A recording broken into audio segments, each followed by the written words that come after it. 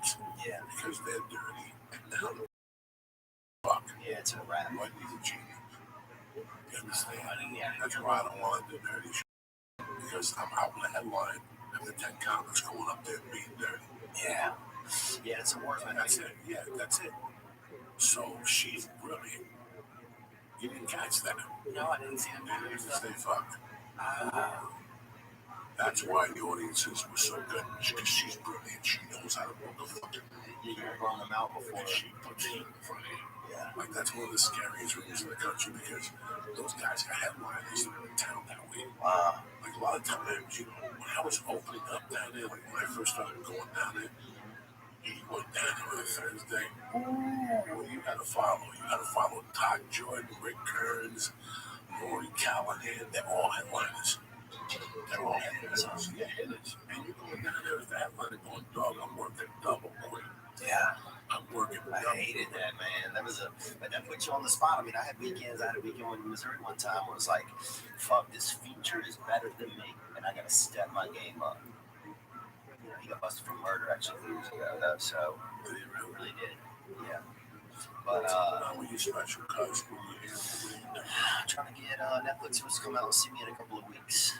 So we're trying to find out a date right now to do that. And if they, you know, if they're interested, then I'll go from there. And if not, then maybe I'll make one myself. You know, do something. You know, where I'm owning my own shit. So, you know, I'm excited about that. But, you know, I'm hopeful. Right now I'm just trying to be hopeful and wake up each day. And you work hard, try to be right? hopeful. Yeah. You're funny. You're a sweet guy. Thanks. You forced yourself to the next level by getting clean. It wasn't like you fell off the stage. Right. It was something we recognized that needed to be done. You know, nights to get hot dog, I would go pee and I would look in the mirror. Yeah. Like the last 10 years, Wow. I would not look at myself in the mirror because I was so ashamed of what I was doing. Damn, that's crazy. I can tell you. Yeah, I would not make eye contact with the fucking mirror. Yeah. So, you know, I recently had a guest on here, and I was under the impression that he was sober. And at one point, he went to the bathroom and got a blast. And I was really disappointed because I know as a comic, you can get so far with drugs. Yeah. But to take it to that level where you want to, it's better to be conscious of your surroundings and know what's going on. You want to smoke a joint, you want to drink on anything, that's great.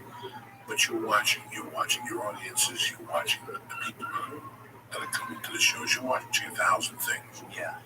You don't really have time to get fucked up when you want to take the time. And this could be in any occupation. Yeah, it's going to work for a while.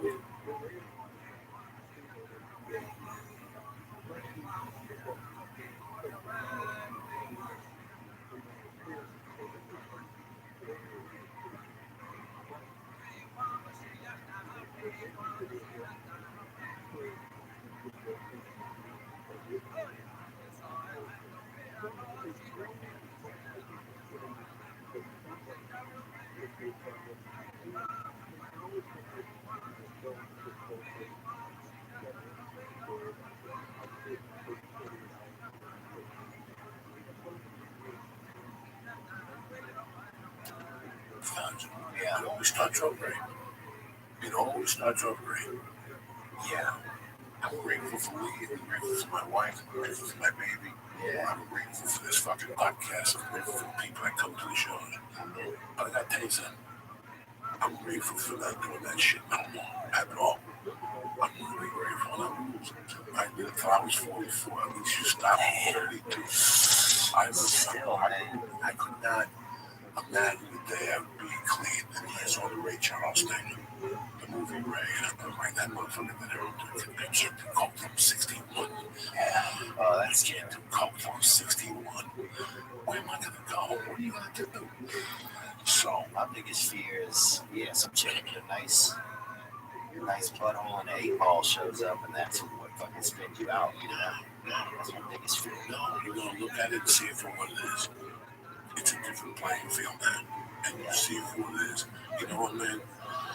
There's nothing in the fucking world I want to do to get a name ball and stick it in Kate's asshole and suck it out of there with a fucking screw. Oh, yeah. Kate is as beautiful as they come, as sexy as they come. I know she's all in. Oh, I'll suck her on dick if she'll watch. What would I gain by it? I lose a friend. Yeah. She's an ally. What would I gain by it? You know what I'm saying? If I'm going to smoke coke with Emily, Kate would probably push me over the top. If she let me snort a line off her asshole, Yeah. I would be all in. But at this point in the game, I can't go back. I made a promise. I made a mad promise. I didn't make a promise to a woman. I didn't make a promise to my father. I didn't make a promise to anybody. I made a promise to the universe, and it paid me back. Yeah. It paid me. Yeah, that's what I said. Instead of my promise, nobody had to watch me.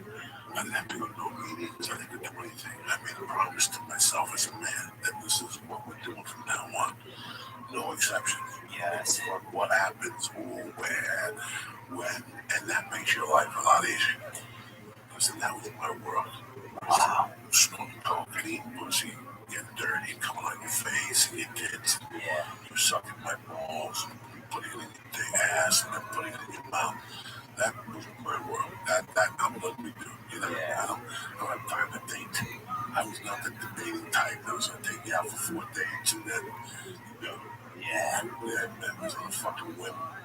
Let's do this shit. Let's do blow. And let's get fucking evil. Let's forget what happens. Oh, Stealing each other's shit, dude. One night I remember being with this girl and this dude. We're all in the same room and we all stole each other's fucking shit. So we're all sitting there with each other's like money, pocketbook, purse. Dude took her purse. I took dude's wallet. She took my wallet, right? And all of us are fucking looking for our shit and also trying not to let the other person know that we stole their shit. And finally, it just became like, fuck. You fuck anybody? Huh? I fuck anybody, dude. It's how you steal your shit. We just fucked up. Eventually, she said, look, I'm fucked up and I took this. She got so high. And then dude's like, and I took this. And then I had the fucking last piece, his wallet.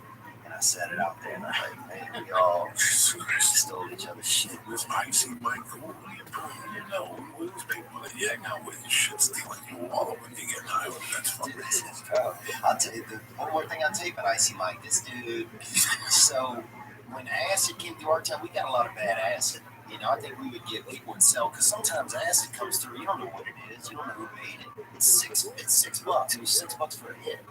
You know, you're gonna be out of you're gonna be out of it for 4 to 8 hours. So this guy, Mike, got bad on some acid, him and his buddy. And then one time his family ended up getting into like livestock, killing big animals, nothing small, horses, heifers, stuff like that.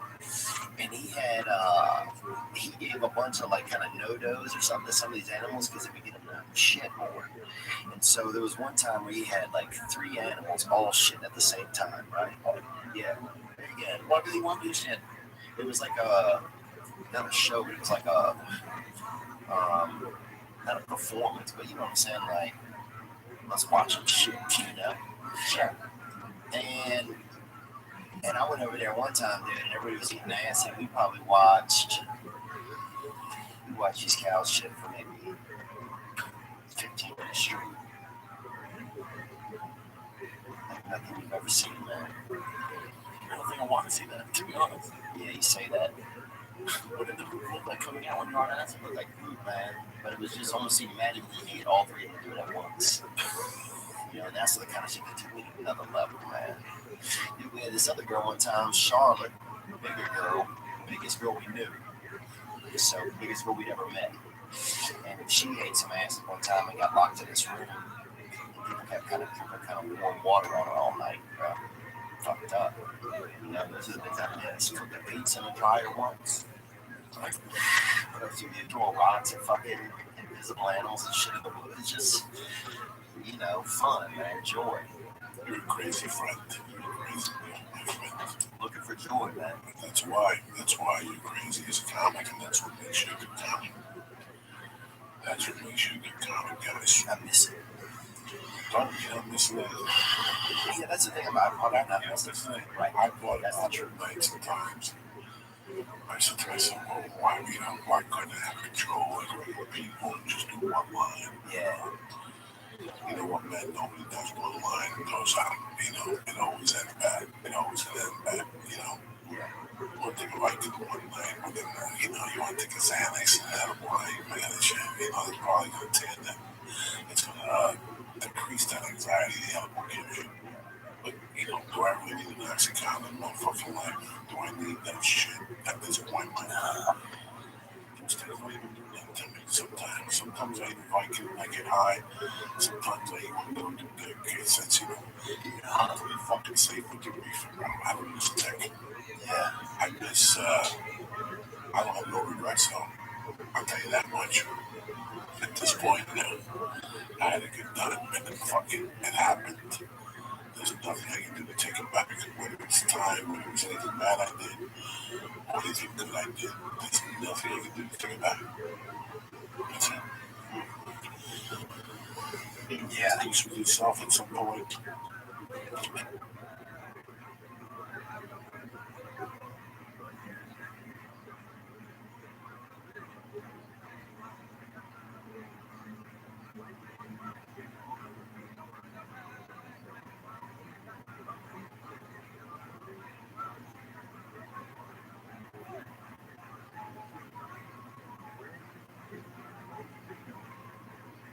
And you accept what the fuck you're gonna be, and that was it.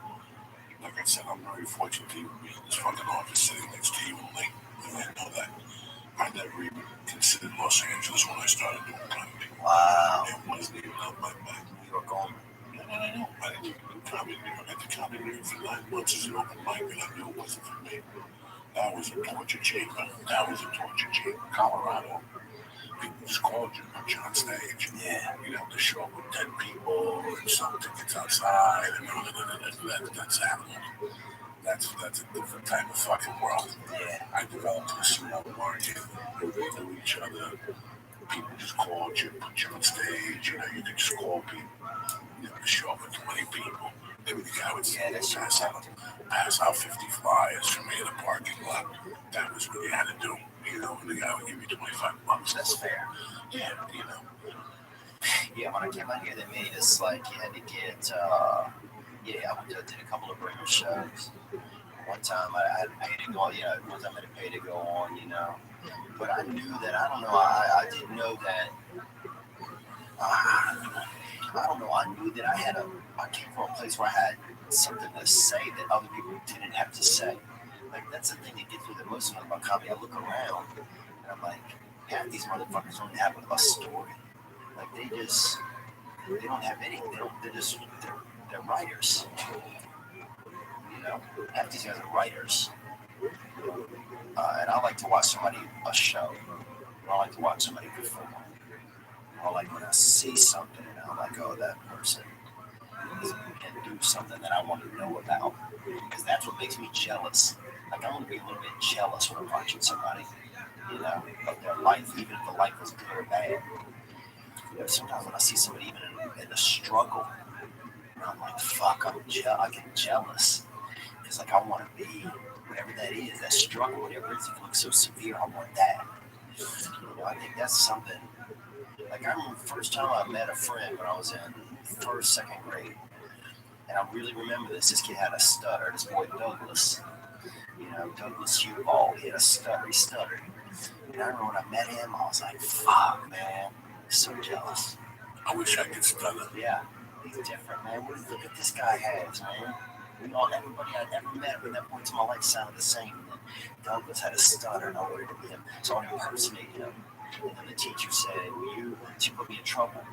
So you're making fun of him. I was like, man, I'm trying to explain my case, but they wouldn't even fantasize it, You're not making fun of him. I'm like, I'm not making fun of him. I want that. I want to get what he has, I don't know. I guess if somebody has something different than me, and I want to be able to experience it, it'll be different if it's real. You always want to be different. I think I hated just being myself most of the time. I just hated being, I just felt ashamed. I just felt ashamed a lot. I felt ashamed that I felt uncared for, and it just made me angry. But I didn't know those are the things that was going on. That's all I knew. I just knew that I was uncomfortable. I always felt still this day, I'm very insecure about a lot of things, but you push ahead, and I think it helps with the comedy at times, being so insecure. It really does. That rage gets released. Yeah. it's an interesting life when you commit to something and you know, comedy is not about being in a comfortable situation. I never, ever, ever wanted to be a cookie cutter person. I always knew that. I didn't want to do what other people were doing. Yeah, I didn't want that. I always felt like life was playing a trick on me for years. Like when I first started doing coke, I didn't get high for the first year. It wasn't until I started drinking that I started getting high. So for a year, wait a second, Saturday Night Live to me sucked. Like all these people come up here, like I would go over there at 11:30, and they would all be giving like little fucking idiots, and I'd be sitting there going, I don't get this. But I think that it's trick on me. Like, is this? I'm supposed to laugh at this, Right. Like I'm supposed to like this fucking music because these 20 people in the room, like, it was terrible. Like I kept seeing that over and over again when I was younger. I'm like, I'm never gonna fucking do that when I get older. If I don't like something, I'm gonna fucking say it. You know, like if I don't like something, I'm gonna fucking say it. I would see 20 people in the room and I thought they'd be putting me on. Like I go to a concert and I knew the concert sucked. The guy was off that night. But there'd be 20 people and say, oh my God, it was tremendous. I did not want to be one of those people at all. Like it bothered me. And when I see them today, it's the weirdest thing when I see those people. I know they don't like me. So for 3 or 4 minutes, I feel really insecure about myself. But then I realized I wouldn't want to hang out with them either. Right. I wouldn't want to be in a room with them either. Like into the party where they second meets. So we're thankful for. And some asshole gets up. We're thankful to be here with all you guys. I want everybody says, oh, that's so sweet. That's not me. Yeah. I don't want to do that shit. Just talk to me from the fucking heart. Don't talk to me at all. Say what's up. I've been telling you for years that go white me like everybody else. You know, it's like it's a hot restaurant, it's a hot breakfast spot. It's eggs. Yeah. It's eggs and bacon. It's eggs and bacon. And you want to go stand online because your friends say it's, you don't take the lady and drove past the eat. At 9 in the morning, I see 15 people standing online outside. That's crazy. And I feel horrible. I feel like you don't have a fucking life. You're waiting for fucking eggs and bacon. The breakfast is that much better. That's what you're telling me. Yeah. And you will stand in a fucking line. Nothing prepared more than that. Yeah. We live in a generation that they can't wait to stand online. Oh my goodness. I stood online for 6 hours. Really? I think you're a fucking idiot. Yeah. I never just wasted 6 hours of your fucking life. I go to a fucking restaurant, they tell me 15 minutes, I tell them to go fuck themselves. I'm out of there. Yeah. I'm out of there. I'm not waiting, not a fucking minute. Especially for eggs and bacon with potatoes and toast. Yeah, that's basic eating. Yeah. Somebody come to the right way. To give me something. I got the spot. I walk in there, I order my food ready in 7 fucking minutes. That's what I want. I don't want to wait. I don't want to see nobody. It's like the grill in Hollywood. Yeah, fuck that. Oh. And they got like a gay hitman in front. And if you're not, fuck along. He spray paint his hair on his I won't go to no whole diner, but I'll go to that fucking Reed theater there. I like it. Oh, I was there today. Mark came here. Reed Yeah. theater. You should have called me. I would have gone over. Oh, that's funny. I was in town. Yeah, they just had smoothies over there today. Yeah, and I got there late. They got smoothies, they got green tea, they got a breakfast, the fucking bacon, and the potatoes. They will rock your fucking world for breakfast. Rock your fucking world. Yeah, I go to Amy, there's another on Moore Park, but we stopped over there after. Moore Park, that's the what's the one on Monday on Clifton? What's the one that's just a couple blocks away? What's the cross street at that place? Moore Park's pretty close. Inside Moore Park. Yeah, it's on Moore Park. I do a movie years ago called, I don't even know. That was a true story about an AA meeting in Rob Valley. 2 guys robbed the bank and they went into an AA meeting and took everybody hostage until the cops came. Fuck, that's awesome. I was in the state. The one right here, the popular one, the most popular meeting in the valley is Monday night. That's where all the I haven't been in that one. real people go. Supposedly it's a small place in Studio City. That's probably what it is. That's probably what it is. It's a small little place in Studio City. I've been to an AA meeting there a long time. I like them. I just like listening to the stories, man, because it's real. You hear somebody's story in there, and running events and events. Yeah, AA meetings. If you go to AA in Hollywood, it's a fucking nightmare. Yeah, the guys have been in for 20 years. Sometimes it's not. Where they have the tattoos of AA and the diamond and they're hugging each other. That's not for me. Leave the fuck alone. I went to a meeting in Boulder 2 hours and a half. My house, I had to go to a meeting. And I remember one day this fat fucking girl, fucking homicide, got up. And she was like, my name is Marianne, I'm an addict. And I just want to say that last week I was here, one of them hugged me in a different way, and I just looked like a bullshit. Who wants to hug you, grab your dress, knock on you. People just go there. Some of those meetings, like, really help, but there's people who go there for the wrong reasons. Yeah. You know, like I went to, there's some networking. Yeah. There's people who got to say AA, especially here in LA. Yeah. They go to AA for all the wrong reasons. And there's some, like, some people to LA, if you go to LA and you go to an AA meeting, let's say in Hoboken. Yeah. And you go to an AA meeting, do it. Big fucking difference. You know what I'm saying? Like, the quality of people you can see. Like, when I first got clean in '85, my teacher, Mr. T, took me to an AA meeting. Oh my God, I had never seen nothing like that before in my life.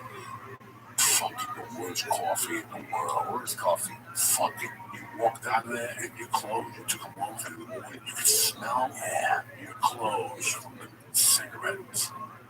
You have no idea what that slight lease I had. Papa, we had up on the corner.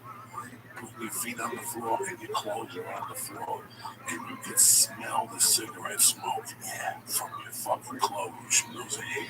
These are people's poor choices, man.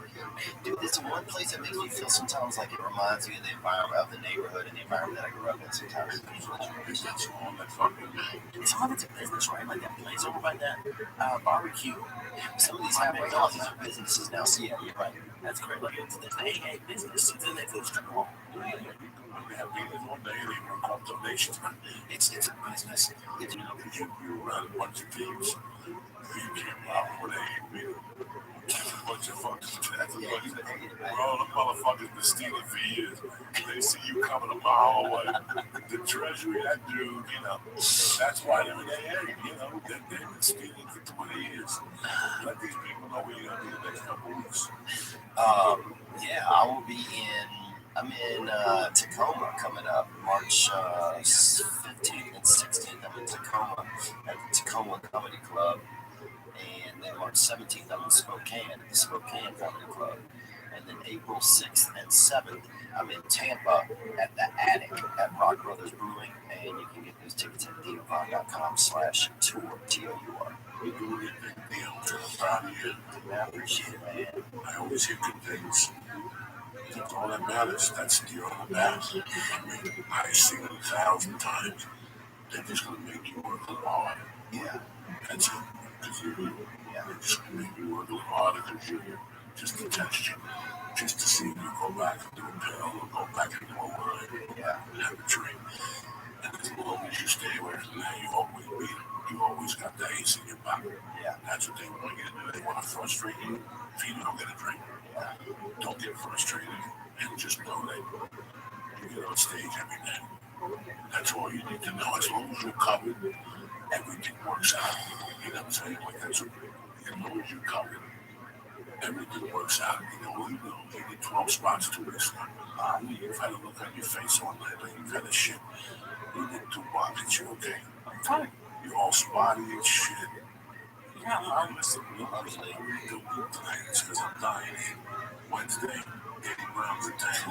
If he ain't working, I'm going to eat 2,000, fucking 49,000 milligrams. Well, that's all of it, I baby. might even do a fucking podcast Wednesday. I don't know when he can come back. Tomorrow we might do one just in case. So prepare.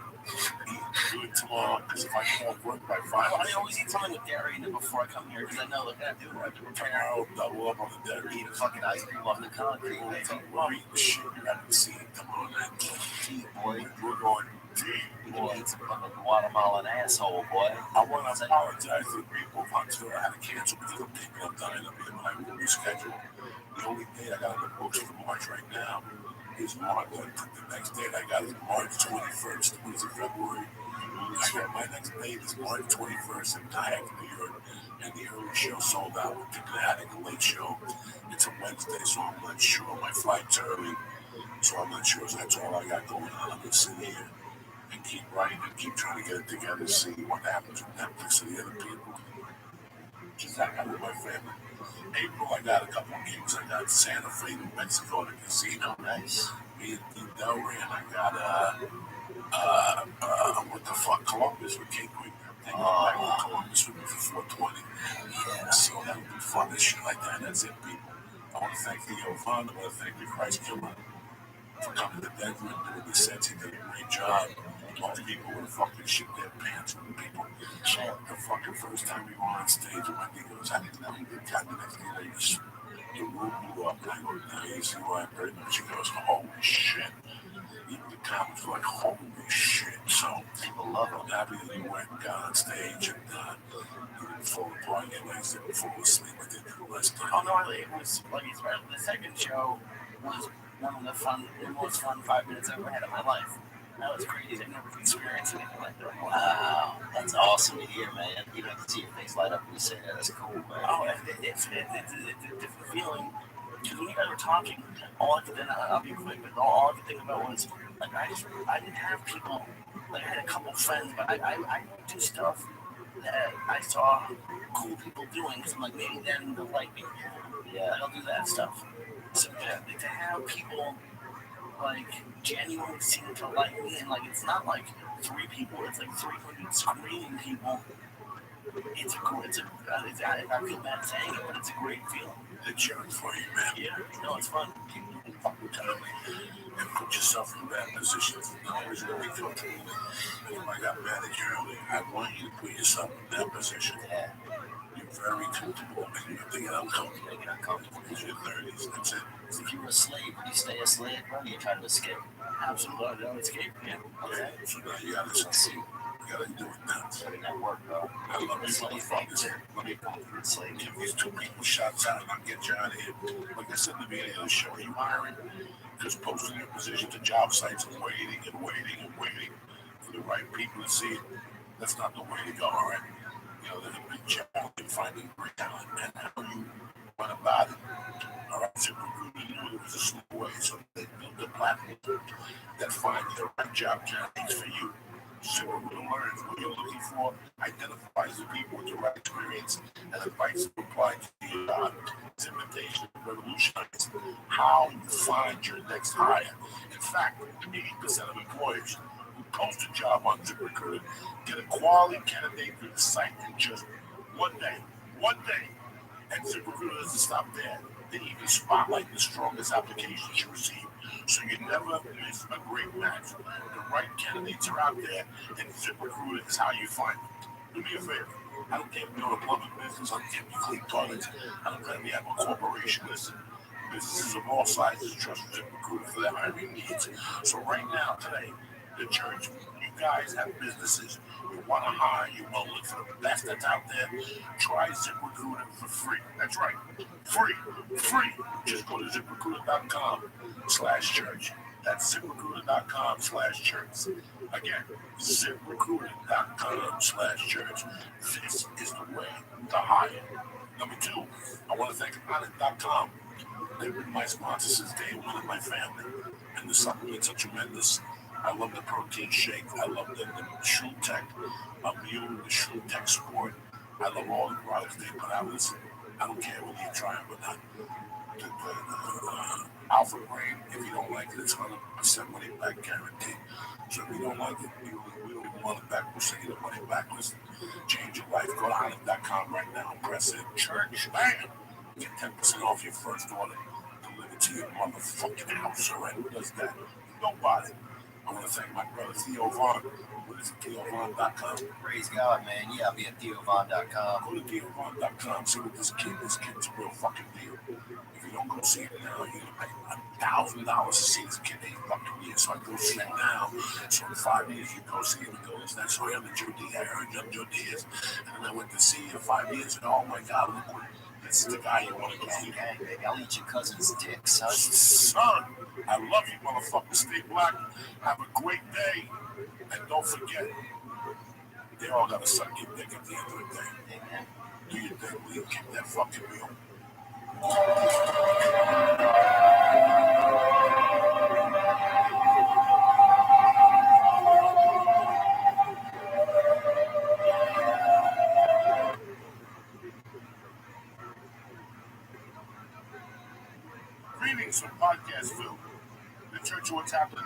brought to you by Stamps.com.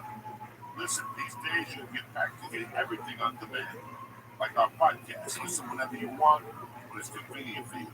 Did you know you can even get postage on demand? All you need is Stamps.com.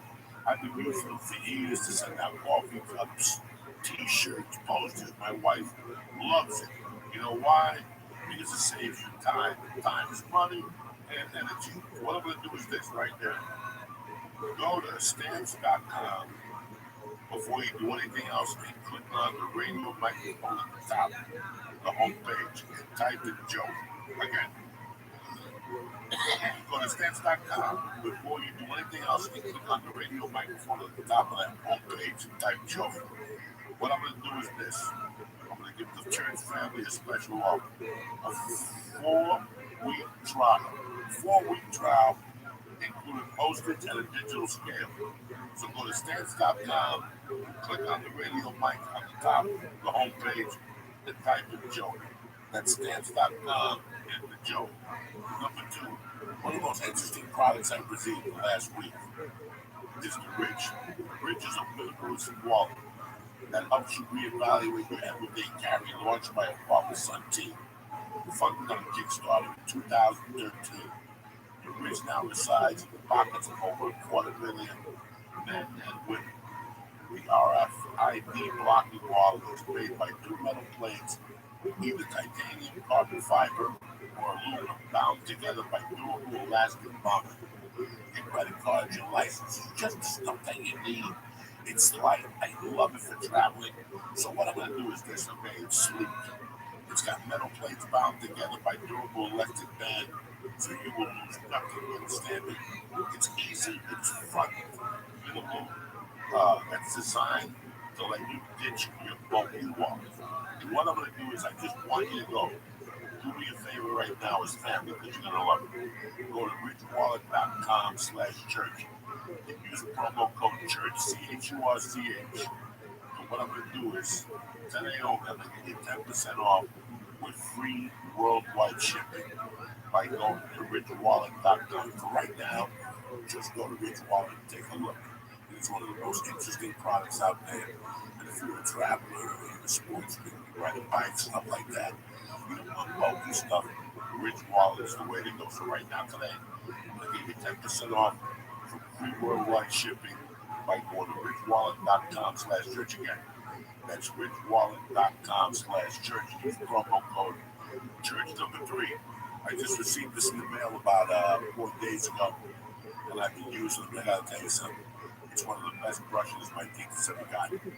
And even though my teeth are the color of like chartreuse, this thing works tremendous. One of the most important things we do for our life every day is brushing our teeth. Most of us don't do it properly. Whip is a better electric toothbrush created by dentists and designers. Whip was designed to make brushing your teeth more simple, affordable, and enjoyable. So far, I've got nothing but 5-star results. Your teeth and your mouth feel cleaner. It just has sonic vibrations, and they're gentle enough on your sensitive gums. So do me a favor. For starters, you know what I always tell you. Go to Quip.com. Go to Quip.com to see what I'm talking about. This is a phenomenal product, especially if you're a traveler. So what I'm going to do is this. I love Quip. That's why I love Quip, because they're backed by over 20,000 dental professionals. Quip starts at just $25. And if you get to Quip.com/Joey right now, you get your first refill bag for free with a Quip electric toothbrush. It's a great Christmas gift. I'm telling you right now. You got a girlfriend, a wife, a husband, somebody you don't know that you want to give a present to. This is perfect, it's affordable, and they'll love your family. So your first refill pack is free at getquip.com/Joey. I had a little bit of a lean in, and I can take with me and keep simple. Little like a wheelbarrow, but for business. I can Sounds nice. Thank you. pillows in there too. I just put it there on the bed. Like some people Or consider it. The shit. Nah. Feeding food from time to time. What are you talking about? I put you under a warm lamp. Like, that's what I would do. It's starting to get creepy now. It sounds like I'm a hostage. Hey, calm down and be a good pet. Don't try to Like a chain around his neck with a fucking chain up to the wall and stuff like that. Yeah, but a nice chain, like a gold chain. I don't know if I go that. There's no gold for this. You can't put a silk out on the thing. You know what I'm saying? It's fucking Thursday, November 8th. Kick this fucking mule again. That's as good as it fucking gets, Theo Von. Oh, Sly and the Family Stone coming at you. wrestle, baby. Thursday morning, what are you fucking nuts? 20 to life, no parole. Fresh from Buffalo, New York. You didn't have a fucking beef on wing. I didn't have any. Dog. Dude, I did it. Somebody threw a piece of meat at me on one of those street corners. I don't know if that was wick or not. Did you? No. No, wick is the roll. The roll is called wick. Nobody told me that. I should come here for You you. found wick. No, You should be a travel agent too. no. I just know quality is bread. Yeah. And nobody makes a bad fucking beef on wick in Buffalo. Like, it's like a disgrace. Yeah, it's a disgrace. It's no. I feel disappointed I didn't get that Shit. vibe. Fucking pierogies, the Polish name is sauerkraut, pierogies fried like dumplings, only you know it's not cat. Yeah. People like we and shit. I don't mind a little bit of cat. But you had fox meat too? I don't think so. I mean, Yeah, I've had fox. What was this? It's not it's more ligament than muscle, but it's good, you know. Fox, we did the crazy thing about fox. I was talking about this yesterday to somebody, but Triple hunt. we caught a lot of shit though. We used to bury animals to buy like that. A lot of animals get hit and killed, so we bury. You know, the first animals I spent the most time with were animals that had been hit by vehicles. And so we would bury mostly dogs. What else? I think something else. One time, this thing looked like a damn fucking small bear, bro. And it could have been. Because they have Louisiana black bears, a lot of things, you know. And I'm not saying they're black or anything like that. I'm just saying they happen to be black or people see them. And they're just, you know, but we would bury all kind of animals that we get hit with those. What are you fucking undertaking? I see that animal. I leave it the fuck alone. It's bad luck. Yeah, but it was, I don't think They they were were alive. They were suffering. And shoot the leg. You know, whatever the fuck you do. But that is the Department of Public Works that's in charge of that.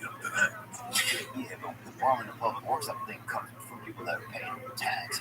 People that got, you know, they didn't come us. Dude, they had a veterinarian or something, or like somebody used to throw dead animal carcasses in a ditch outside of our house, right, for like 7 years. My mother would call every week. Come to the all big animals too. So, Did you grow up fucking Louisiana. cats and possums in my neighborhood? At the time, walk around. I wish I would have had cat, man, but we had somebody that, I guess this person was a veterinarian. That's somebody that deals with animals, helps animals out. This person would come and whoever they were, they're throwing dead animals, you know, instead of paying to get rid of it, it probably cost maybe $7 to get rid of them, you know. Whatever, so there's legitimate thoroughfares how you get rid of animals. But this dude's out there, you know, chucking them in the ditch, I guess, on his way home. Because our neighborhood was kind of a cut through between like a nice area in town. So, you never did like a stakeout to see who was throwing animal carcasses. no. We were out there, like, but we never saw the guy unless he drove by and didn't throw one out until we were out there. But then what creek kind of sits next to an animal car, he probably throw it out elsewhere. But anyway, yeah, we go out there all the time. My mother would call every week, come get these, you know, kids are out there beating each other with, people chasing each other with fucking, you know, fucking horse skulls and shit, bro. It was wow. Oh, wow. You fucking had that Christmas tea kettle, and you fucking served the thing a couple cups, right? Africa, thing. Normally, I like all your sayings. I don't want to go far too much. Sorry, bud. And I'm just joking about that. I didn't mean that. I would never say that about No, it's funny with the people. He's going to take you to it. It's been like 2 podcasts since he farted over. Oh, wow, dude, in some countries, in Japan, that's like buying somebody a scarf. No, You know, man. Japanese. oh, dude, yeah. I'm over here farting. Oh, you got the thighs of a fucking kung fu fighter, son. Dude, you gotta know different nomenclatures and how to give a hug, bro. In Africa, they hit you with a fucking pipe, bro. They love you. I'm not gonna take a look at your fart. That's Come just on, bro. Get a little air appetizer, bro. Treat your nose. Treat your snout to some of that fucking free booty pasta, bro.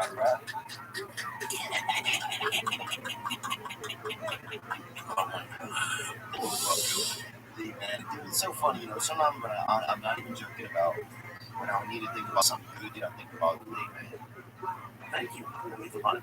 Yeah, I think about you, man. I think you just. Well, you hang out and like listen to what you say during the day to yourself. I feel like it's just there. This conversation getting ready already.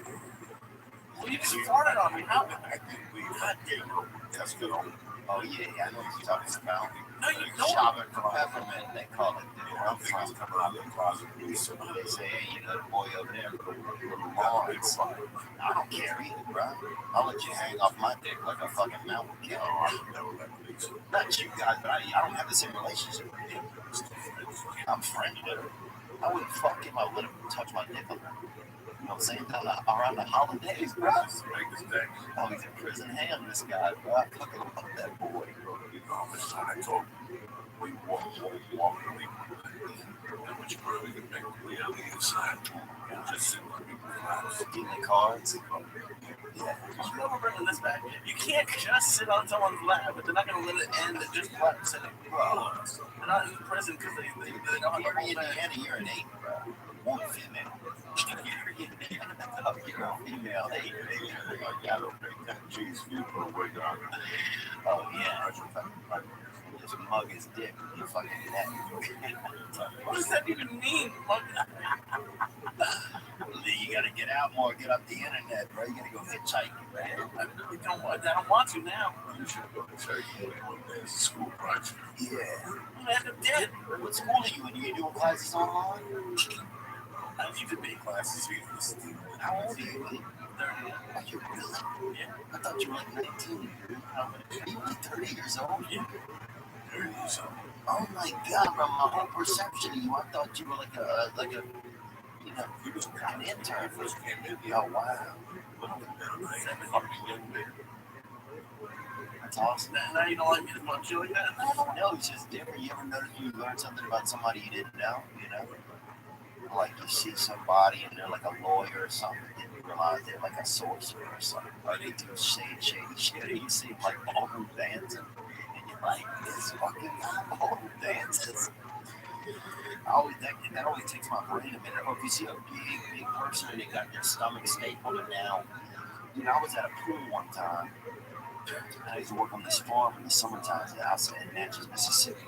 And they had, and this dude, Don Blankenstein, was the pool guy every year, right? He'd come out there, and I'd keep an eye on him because the dude weighed probably 700 or 800 pounds, bro. You know what I'm saying? He broke the game every time he come in. He fucking, he was bro, he gets in the pool, trust me, nobody's drowning. All the water's out, and the fucking kid who's sick is laying right there. He was the guy who came to put the cleaner in the pool.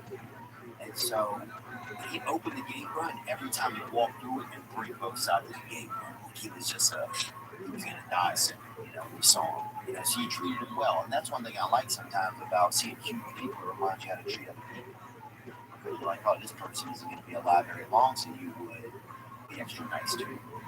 So, but then Don, one time I'm up there laying by the pool, and the skinny guy, and I'm looking to fit the gate with 90 of fucking, you know, went up and he comes through the gate, and he keeps talking, and I'm thinking the guy's kind of a, you know, peppermint hunter, bro, you know what I'm saying, a little tender. And it turns out it's Don Blankenstein. He got the stomach thing. He lost all the weight. And he was a different person than me. It wasn't the same. I don't know, it wasn't the same. Our relationship was never the same as when he lost the weight. Think about what they talking about. Think about when somebody takes away your passion for a leader. Yeah. You know, it's like when you first get sober. Yeah. You know, I was telling bro, what's 2 words a person's life is sober. I don't want to be involved in drugs. Yeah. I don't want to be sober. Yeah. I don't want to be sober. because it make my inner battle too rough. Yeah. I know my limits with cocaine. I know my limits with pills. I know my limits with alcohol. I've known my limits when I was 25. Anything I did after 25, because I wanted to. I knew my limits. Right. And you know, when I got locked up, I couldn't imagine a world where I couldn't smoke pot. Wow. Couldn't imagine. I couldn't imagine smoking cocaine. I understand not having a girlfriend. I understand being broke. But I never understood a world where I did not smoke pot. When I was 25 years old, weed controlled my mood. What did it do for you? I was in so much pain when I woke up. And I didn't know that then. You never know. You know, you know that. It takes 20 years to look back. You know, I was thinking about it tonight how I was taking a shower. That if I quit climbing tomorrow, you would sign back up in college and take a psychology class to become a psychiatrist. And do whatever I had to take, I'd probably be 65.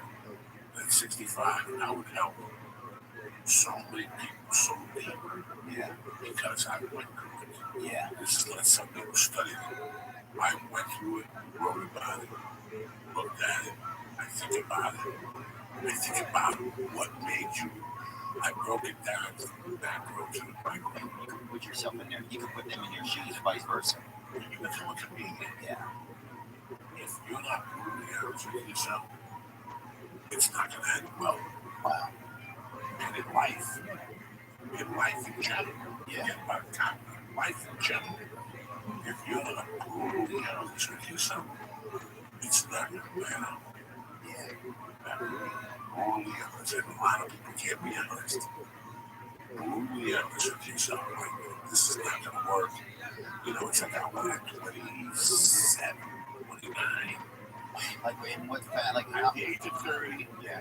I had made a decision decision to do that. Yeah. But I also had to make a decision about this hell I was living.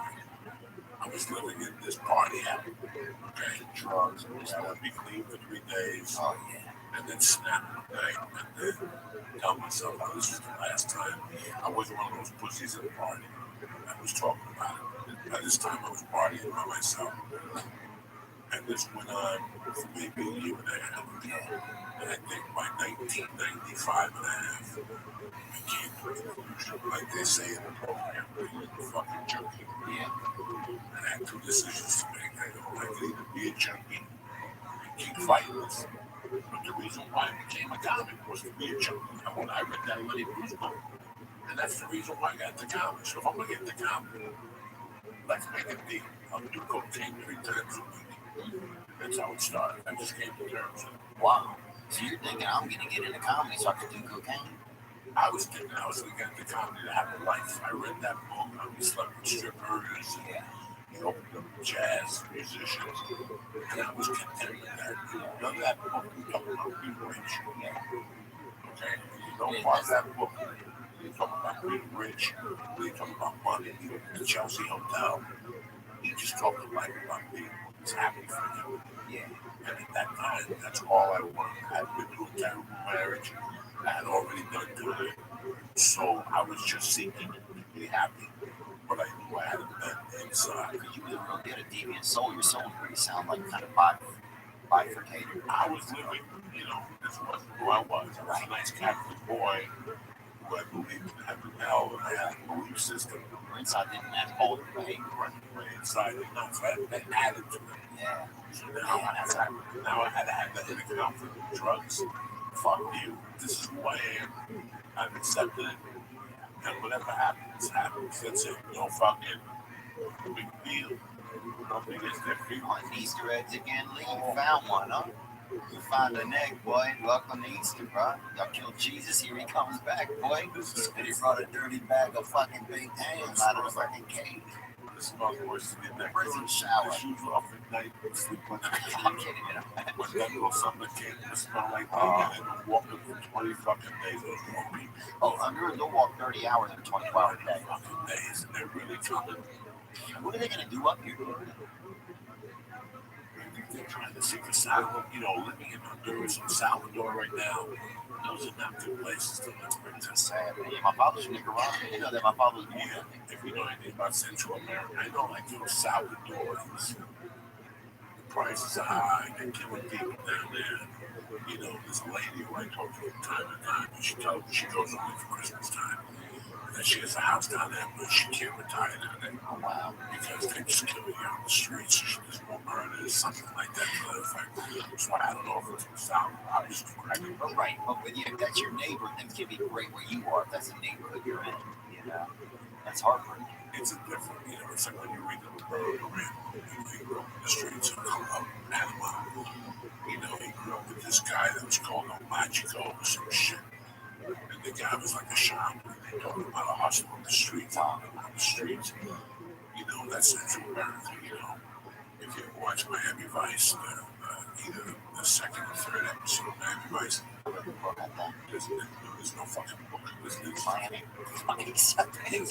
just a scene where there's a kid. I don't know about the both of you. I don't know what to do. Little boys. Oh, wow. There's a drug dealer coming. There's a drug dealer coming. He's a coin in his hand. And there's like 4 shoes different corners. Jesus. Is it a magic trick? No. He's talking to business dude. It's like you come to me and you want to buy 20 kilos of blow. Okay. And what are the little boys? Just chilling. They're like fucking assassins. Oh, really? And 8-year-old assassins that come in fucking huts with their family. Jesus. And they're just waiting for their next assignment. They're all probably back in the gun or a knife. And they got no shoes on. This drug dealer playing with a coin. And even talk to the people in the way I'm talking to you. There from time to time, we flipped the coin in the air. When that coin landed, one of those shooters came to run out and fucking pick it up like it was a fortune. Wow. You know, and I remember thinking years later about that scene, how that's how, you know, Pablo Escobar got those kids to love him in Colombia. Yeah. He went to the poor kids that had no options. He said, "Look, put 1,000 in your pocket with me. But you're going to kill motherfuckers for me." Just like that, no questions asked. But it gave him a feeling of purpose. You know, I mean, money talks and bullshit talks. At the end of the day, money talks and bullshit. I can blow smoke up your ass. Or I can put 2 Genos in your hand every week. You've never had a dollar bill in your hand. And tell you, look, I'm just going to send you to people's houses. I want you to slip their drugs, kill their kids, their mothers, their daughters. They got goldfish and poison them too. You know, that's how you get Rat poison or something? it's just a point. It's just a fucking point I'm trying to make that that's how you get, you know, take the American ghetto here. You know, that's why they call it whatever social color economic. They call it a crisis, not a crisis. It's coming from somewhere. Yeah. And what you need to do to get out of that situation. Yeah, you don't know anything better, man. And yeah, you just, I mean, they had this guy when I was growing up named Ed, right? And he could have been fucking 13, he could have been about 16 or fucking 50, right? I don't know what he was. But he always drove, he had a 5.0 Mustang, you know, or he drew 5.0 inside of it or whatever. I don't even remember. It could have been a fucking, yeah, it could have been a, you know, a Pontiac or an Alt or whatever. I don't know what it was. But he always had these 2 girls, right, sitting on the back of it. And that dude was the king, you know. Whatever he said when I was a kid, to him, he was the king. He had a piece of shit Mustang, but he had a real Mustang, you know.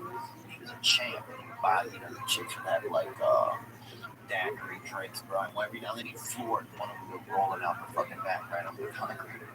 If he would have said something to do, like come to me, like when I was a kid, I would have done anything he said because he hung out with us and he spent time with us. He would throw the football around with us, and he was a good guy, I think, you know. I mean, I still think he is a good guy. How old years?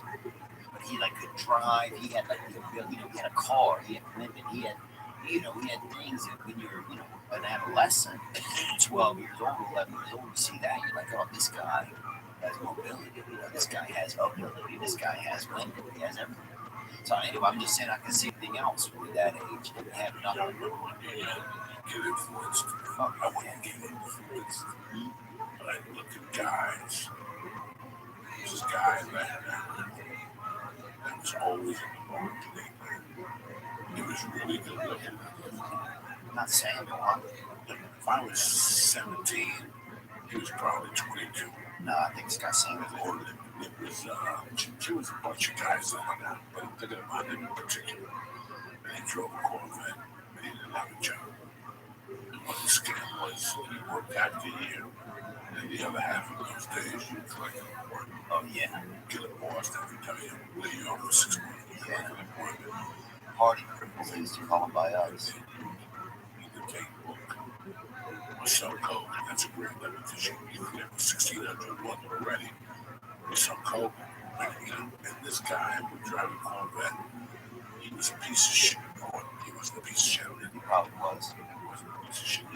He didn't have no career. Right. He wasn't a role model. But his girlfriend owned the business. And she had money. Yeah. And I remember how that appealed to me for about a month. And I was like, there's no appeal in that. I want my own money. Right. You know what I'm saying? Like, you learn to write. Like, for a month, he impressed me. He had a girlfriend that paid the bills. But even at that early age, he impressed me. Right? Because he ain't paying the fucking bills. Not that I didn't pay the bills at that time either. Because I don't know if I was 40. But it's just crazy the people that you look at. And impressed me. You know, it's like, you watch those fucking movies that I'm watching. You have that Empire. You watch Empire. And the worst drug in those movies. It's always on between 7 and 9. You got to spot at the store at 10:30. Oh, yeah. And you got no choice but to watch it because there's nothing else on fucking TV. Yeah. It's either that or Bull Racing Live from Bulgaria. Yeah. He has to be on the street. And this one scene where a guy goes up to John Leguizamo's on the street with our neighbor. Yeah. And he goes up to him and says, hey man, I really want to, can I cut you a deal? And he goes, I want this new PlayStation. Behind John goes, how much is it? He goes, it's $300. The kid goes, $300. The kid wants the money. He goes, no, it's $299. So, because I'll give you the money, but you gotta do stuff for me. Oh, yeah. You gotta clean my car, so I'll be God. If you know, he's telling him what he has to do, buys the game, show it that, you know, those kids grow up wanting to be a drug dealer. Oh, yeah. That's right, because that's the first person that gets us. Yeah, that's interesting. Your first influence, how does that, where that first influence is not your dad, how much that influences you. That's interesting. It's really, it happens with comedy, it happens with you, but it happens when you're a young man. Yeah. I was confused. Fuck, I was 21. At 21, I was confused as fuck. Oh, yeah. Because I didn't want to work. I wanted a fucking new car, I wanted money, and I wanted bitches, and I wanted coke. Where's the work joke? Sure. And I really thought that the fucking bluebird happiness was dropped off of my door. Wow. Like, I can look you both in the eye right now and tell you, like, I had no idea about hard work. I wasn't a lazy person. Right. But once in a while, why don't I try to put something together? So I can hang out the bar in the daytime, and I don't do the work. That was my deal from day one. Because I didn't have to work in the daytime. Yeah. Do you ever think that, like, you know, you wanted to, you know, have like a, you know, like a, you ever think that you wanted to have a, fuck, man, I forgot I was going to ask you.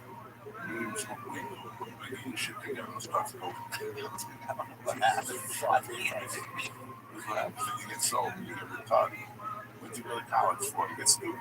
It's like fucking Michael Corleone and shit at the end of the Godfather. Damn, man, I couldn't have any idea coming to my head, man.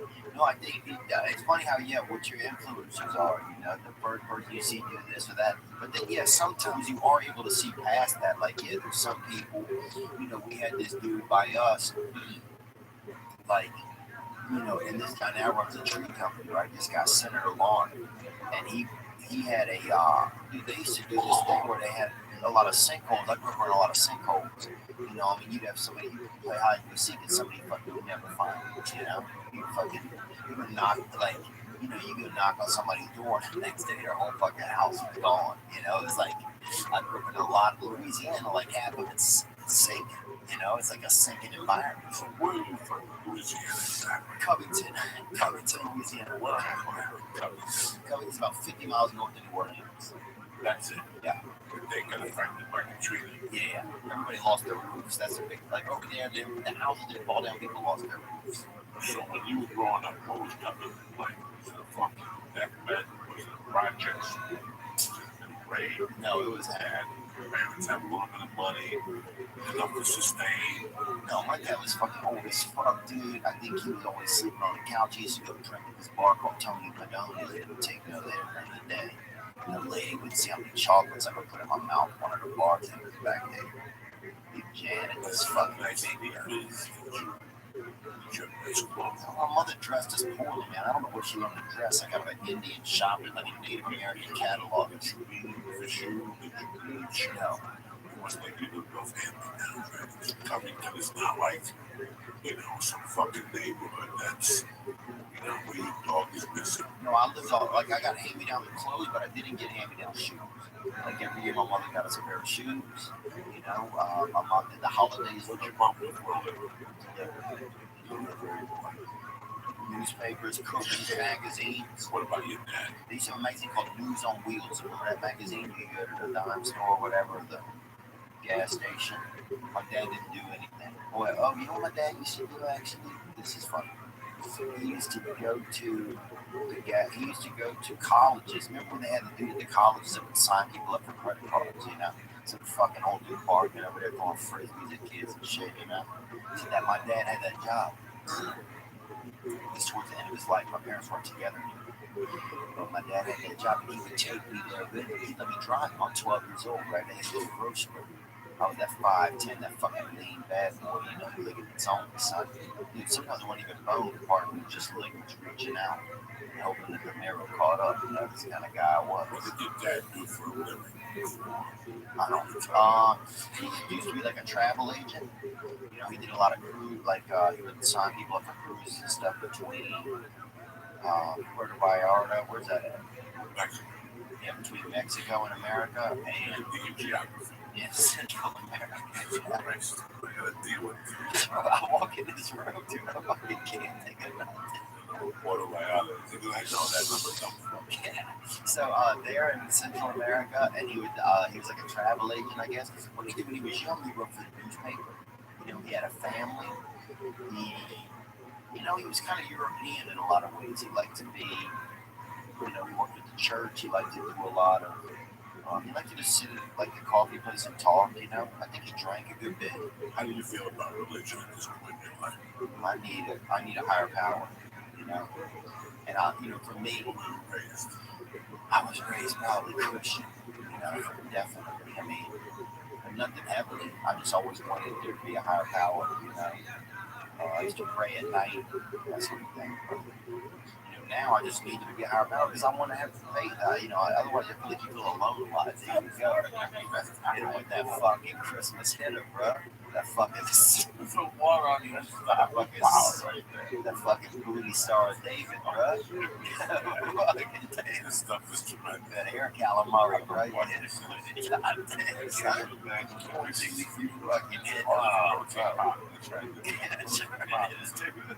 This is straight up. You could drink an Aqua Bell, but some of that shit.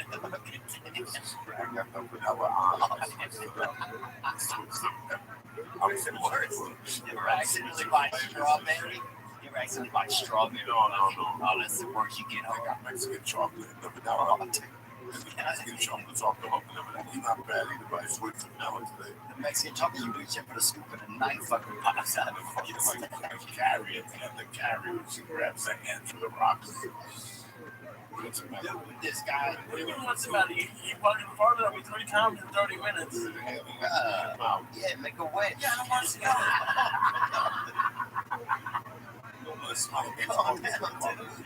What am I supposed to bring? Come on, bro. Yeah. Dude, this is enough, bro. About 3 parts your eye. You fucking blowing this dude out. His eyes are starting to fucking heat up. I'm sorry, Lee, man. I feel like I'm being. No, you're fine. We love all this shit. There's no bringing that wheelbarrow. It's got pillars in it too, you know. And I put you out under a lamp for how old? Were you grabbing the campus too? Dude, I was 12 years old. So you were 80. Yeah, he was 82. So he would grab me to sleep on the way there. I'd stop at my buddy's house, dude, as long as he would rest. Because I was fucking showing off. I had a Delta 88 something. My friends are still, you know, going through adolescence, you know, inside trying to, you know, blow a fuse to get their dick to fucking get taller, you know, like they see in those commercials and then ride, right? So my buddy Scott get back in and we're just fucking cruising around. My dad's sleeping, right? And he really, my dad's neck was real bad, so if he woke up, I would just tell Scott, keep it quiet back there for a minute, you know? I was telling him I lost to get gas or something. And my dad would go back to sleep, and I cruise around a little more, take my buddy back. Dude, at 12, 13 years old, a friend picking you up. We pulled up with a sleeping senior citizen. People thought that we were fucking, you know, kidnappers, bro. Senior citizen kidnappers. I think maybe we smoked a cigarette, but then one time, bro. Dude, one time I do remember this. I'm driving back from Hammond, Louisiana. And oh, so this is how I kind of got into, I don't know if that's how I got into comedy, but this is the first time I ever really spoke in front of people. My dad would get people to sign up for the credit cards, and he got $1.50 from the company, whatever, bad college kids to sign up. And now, looking back, it's like getting college kids to sign up for a credit card. He probably started half of the fucking, you know, he probably worked a lot of people's young lives. That's what they do. Yeah, That's what they do. That's what they want to do. They want to take you up to 19. Right. As soon as you take that first student loan, you get a credit card. Yeah, that's true. It's automatic. You get your name goes on a list. Yeah, so I'd be on the table. My dad would have me on the table. Then people would come over, and I would start bargaining at them, getting them to come over. You know, hey, you know, guy with a nice haircut or something. Or black girls, a lot of times, you know, they have all the extra hair. You know, talking to a girl with a fucking rope swing and he hang off the bottom of the side of her fucking head. You know, got summer campers swinging off the back and jumping in the river. You know, black girls have that long extra hair. You'd see them and you'd be like, hey, you know, be sweet to them and have them come over and you'd make friends and you would be entertaining and you get them to come over. And then my dad would try and sign them up for the credit card, you know? Yeah, you just make real plans. It's so weird how people say, like that chicken that people don't know, that chick Flo, that girl that got all those commercials. Oh, yeah. I saw her at an audition one day. And it's funny that Flo was backed up and got ready to leave this town. And she put that campaign down. She's a Disney there. Oh, yeah. You know, and it's so weird that Josh Wolf left Seattle in September. He's a funny guy. Of 96. Nice guy, too, huh? And my plan was for him to come down. At that time, we were very tight. And my plan was for him to come down, check out the waters, and then I would come down in 8 or 9 months. And once I made that decision, like all these opportunities started opening up for me. The first week, I got this job. So he went first. He came first in September 96. He left his girlfriend up there. And I lived in the back house. She was pregnant. So he came down here first to get things set up. Wow. I lived in the back guest house. Just you and a lady, or is that scary? They had kids. No, I didn't. So I watched the kids. I was tight with her. She was a great lady. Oh, okay. I just haven't seen her. We're dear friends. Yeah, because he's married to a different woman out there. Yeah, completely different. So he came down first. Right away, I got this job. This company that I know people, I know shit. This was Like a cigarette company. no, this was shit. This was a shit idea. And they paid me $15 an hour plus bonuses. This is 1996. Jesus. Which is 20 years Pretty ago. good money. That's great. What it was all pizza parlors across the country and getting them to sign up for a service. And at halftime, it was a chain. That's what it was. That's what it was. Domino's Pizza. The scam. No, Domino's Pizza had cut a deal with the NFL. That during the game, if a Domino's sign came up on your screen, you got $1 off a pizza. But to get that deal, you had to sign like Domino would make its affiliates pay. So I had to call those affiliates and make them pay that extra money to get So what it would do is as soon as they call Domino's that number, it would go to whatever Domino's paid. I see. This was a scam inside of Domino's. Right, it was like, yeah. I worked for a Domino's affiliate that was calling Domino's and saying, listen, we're starting a program starting August 14th. Yeah. And here's the deal. Every time people watch an NFL game, there's going to be a domino bet beside. They say call now, get $2. Oh, yeah, I remember that. Fresh delivered pizza. They showed the hot beats on the If screen. you don't sign up for that, the calls won't go to your pizza joint. Right? The calls will go to your pizza joint to fucking North Hollywood, Van Nuys, instead of North Hollywood. Oh, I see. This shit to see what the corporation is doing for it. I didn't give a fuck. Right. You can't fight that bad. I could sell like a motherfucker. I was going down. I was at 1,200 weekly. Bringing home 9. Bro, why you ever quit that? 35 hours a week, like 10 to the fucking floor, like something easy. This is what I'm saying. I quit that job because one day the fucking underground guy approached me. And he was like, man, at John's Club? You've been the old county of John Fox's stuff. Yeah, John Fox's whole move. That's a great room. This is 95. This is completely different. It was different. This was on this one shit. And some guy came up to me and he was like, man, did you ever sell before?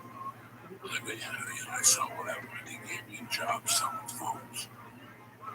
That was just too good to me. Like many phones? So I would sell phones and advertising for newspapers at the same time. You know me, though. I'm a scam out. I'll buy a phone from right now. Anything not to fucking have a day job. Yeah. So I would hang out by the train station. And I would either sell you a subscription for the Seattle Times. I would ask you, do you have a cell phone? I would take the cell phone. Cell phone? Cell phone. And you gave me a cell phone with unlimited minutes. No. In 1997, yeah. That was part of it. And if you call that, God was giving me every line that I opened. God would give me like $400. And he was getting like $1,600 at this time. He told me the truth. Nobody making that much money. If somebody bought a phone and got a line, the company, this is 97 before people were having a lot of this. Right, yeah, this. Yeah. So, cell phones. Cell phones. Yeah. Cell phones were a little bigger. Yeah, I didn't get a cell phone until a cell phone until 2000. So if you signed up, there was a kickback. And the guy would give me a kickback. I was going over there every day, giving him 7, 8 numbers, even close 3 or 4. And I would stand at the mall. I can't believe I just remembered that. I would stand at the mall. I'd eat it. I would buy chicken. I would be that guy that nobody told. No way. When it was raining, I would go to the Everett Body Mall. scrub? No, I would sell fucking subscriptions to people in Washington, from the Seattle Times. Oh, yeah. Or a fucking cell phone. And the cell phone was paying me fucking, it was just amazing. Yeah. The guy would show up every Saturday and said, the fucking underground, give me 1,500. Jesus, God. I was like, Jesus fucking intervened. I can't even imagine. So the whole month of December, I was making money. So then did you even want to come and do comedy once you got that money? I would have kept that. No, I needed that money. I was paying child support. I was paying attorney.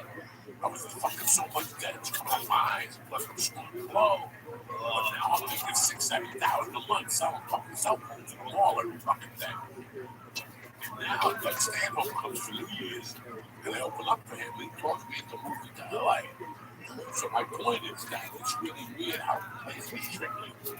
Right when you say to the universe, I'm going to leave, you put that job in the fucking door. Yeah. When I was in Seattle, I was pulling out $1,600 a week just selling cell phones. Never mind fucking blow, subscriptions to the Seattle Times. If I had nothing to do, I'd just Yeah, you know, your pussy lined up. Or I live with a stripper. I live with a girl that pays money, and I paid me direct with her. We lived in a fucking, she was Christian, so I slept with them. So that's why fucking they went that show. We lived in a fucking RV.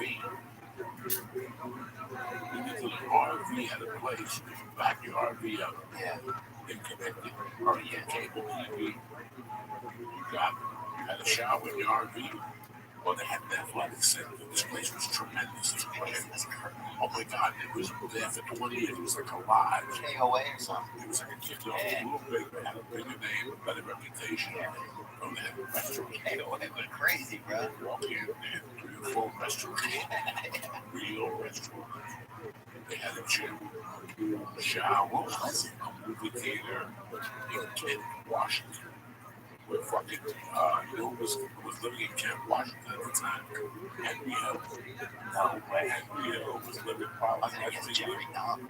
Was he from there? Camp Washington. From Milwaukee, Wisconsin. Fucking, living in Camp Washington at a fucking RV park. Yeah. With a stripper and an RV and a dog. What a lucky guy. Great mobile buildings. A mobile man, they just gotta kind of sell you the niggas whatever here. Unbelievable. When you sign up, nothing at the diner. They had a diner in there. Then we go back to the thing, watch TV for a while, like Ray Tommy. And then we both go to the gym, shower, try to work out. In those days, I was homeless.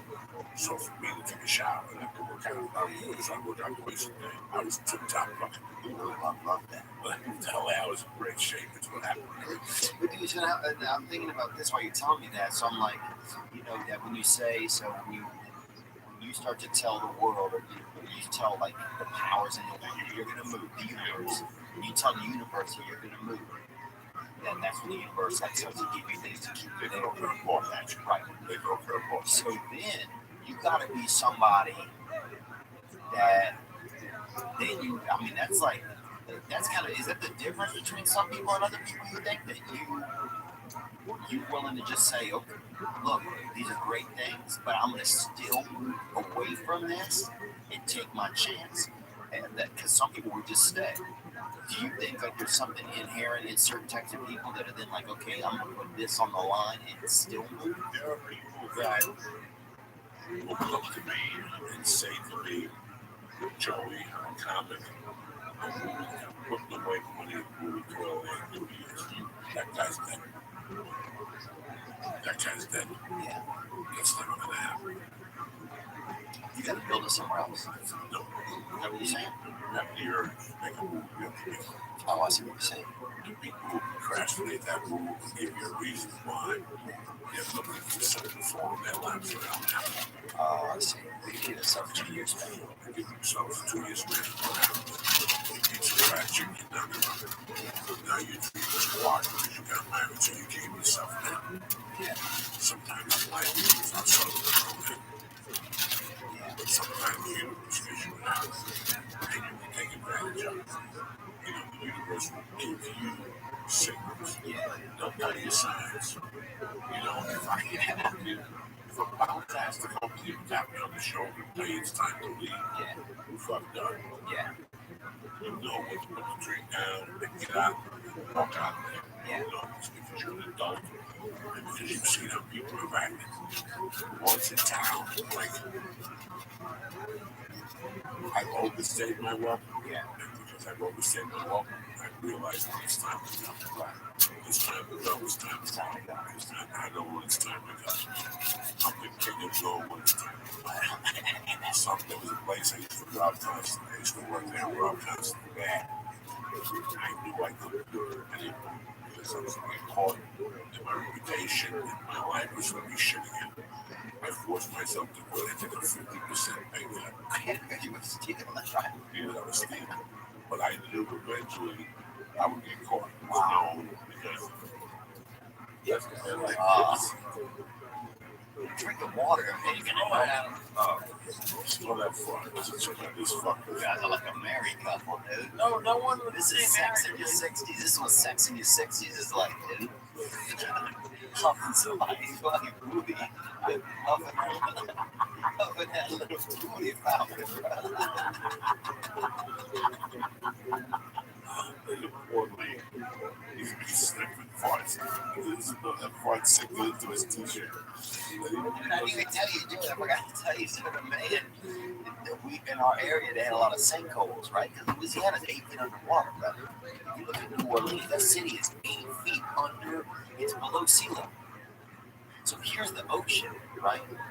Then there's naturally a bottom, and that's what they built right. That's why it always floods constantly. So it's soggy everywhere around, like our whole area. Louisiana's a swamp, you know. But they had a company for land when they went.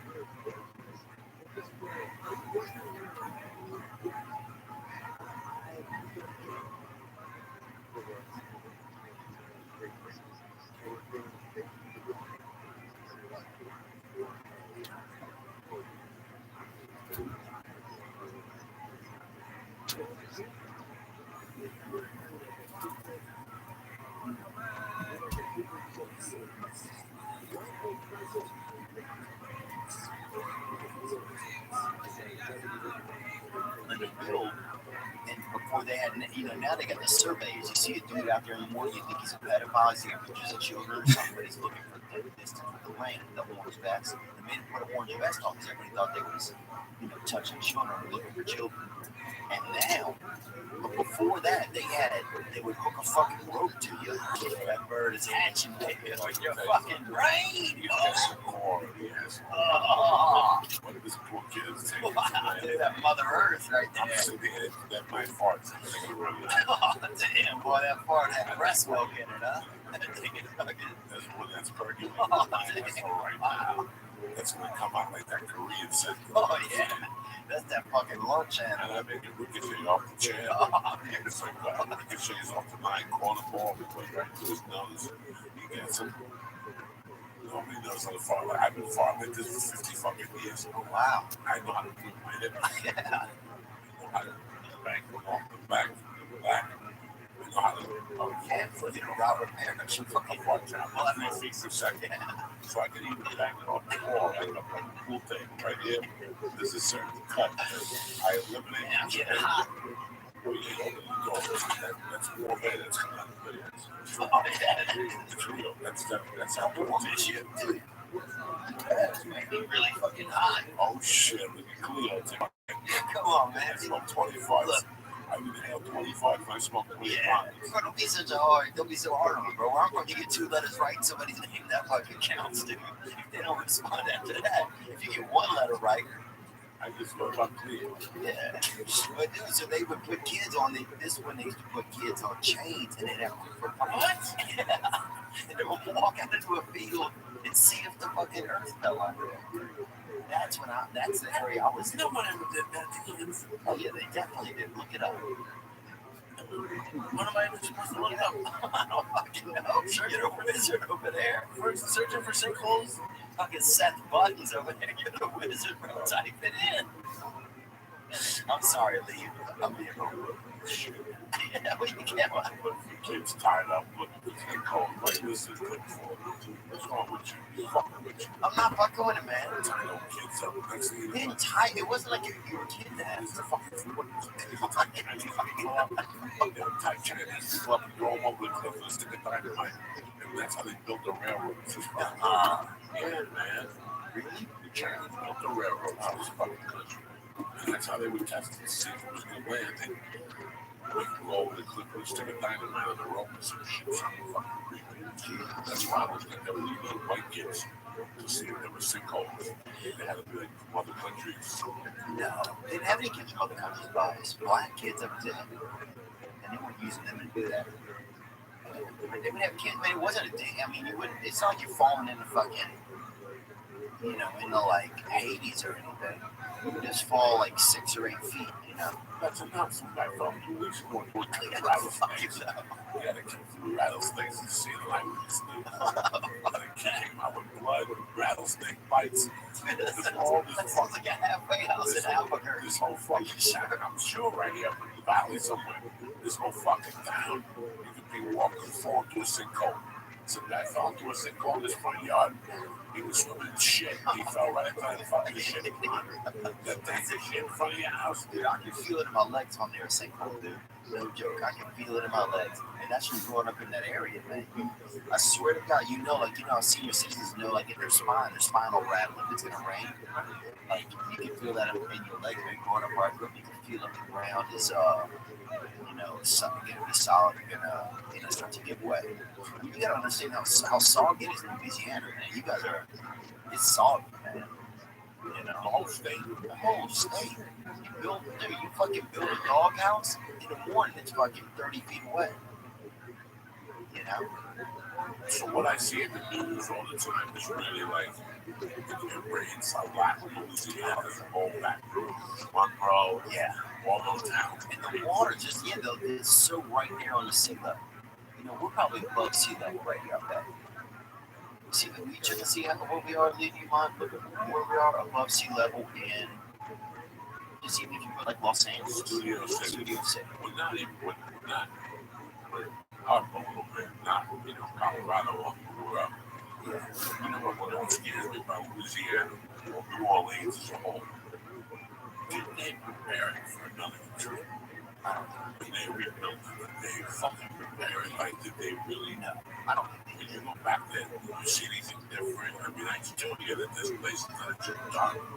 And Katrina, there's still areas that are done. They rebuilt a lot, but did they rebuild it to withstand? Because Katrina storms are just going to get stronger. Right. And every year we're going to get killed in one location. And now it's going to Houston, Tampa, Florida. It could be one certain location. It's going to eventually go back to New Orleans and rework Katrina. It's usually off Cleveland in New Orleans. But I don't know what happened. I mean, if it was in the sinkhole already after Katrina, I would have knocked that shit down, filled it with more dirt. Yeah, that's the obvious. The mayor got to go to jail. Ray Nagin went to jail. He went to jail. Chocolate badge or something. That means that the money that they used for funds. Right. Every mayor of Louisiana always went to jail. Right. With the stealing, they're all stealing. Morial, all of the dudes always on the for New Orleans. Yeah. How they all corrupt. Yeah. And when Edwards, he was a governor of Louisiana, but he was super corrupt. That dude. It's just a corrupt place, man. It's just like it's like pirates and shit. It's a little bit. It's like Tampa, but they built a whole state out of it. It's gambling. Yeah. Again, like you got all the boats, you got Harris as a land casino, the only one allowed. And they showed that New Orleans when they got hammered. And they showed that Harris. Oh yeah. And they showed the comic that was there. The comic that was there. You're between a billboard and sideways. It was a comic story guy. Oh wow. His name was James Stevens. That'd be interesting to get his take on the show. Katrina, they showed New Orleans, they showed Harris on it, sideways with his name on it. That's wild. So just really interesting. I haven't been to New Orleans since I've been to New Orleans 2 times. And the second time was a lot better than the first time. Yeah. The first time was one of the most uncomfortable situations I've ever been in this family. Wow, really? My grandma below, and I got in the car and drove back to Houston that night. Yeah, that's everybody's story. The hotel was kind of a little weird. When I went back to shoot right bench, since I didn't have to go to those weird spots, more comfortable. It was more comfortable to be in a hotel that it was a whole. They served 3 meals a day. Oh wow, you being big. The food was delicious. The food was out of this fucking world, man. I don't know what the name of the hotel was. You had your own floor. Wow, tremendous. I stood up the city in the living room, like in the dining room. It was like the last summer day. And here I am by myself, they gave me the whole floor. Yeah. So you had to use a card, certain things, and maybe 3 or 4 floors, 5. I think it's almost downtown, a little bit off the city. A little bit off the city. And they had you had to be downstairs from 7 to 9, 12 to 2, or 5 to 7 to dinner. And they had 2 or 3 things on the menu. There was no choice. If you picked one thing, it came with a soup salad. It was fucking superb. Wow. And another one that we had a party that went to club.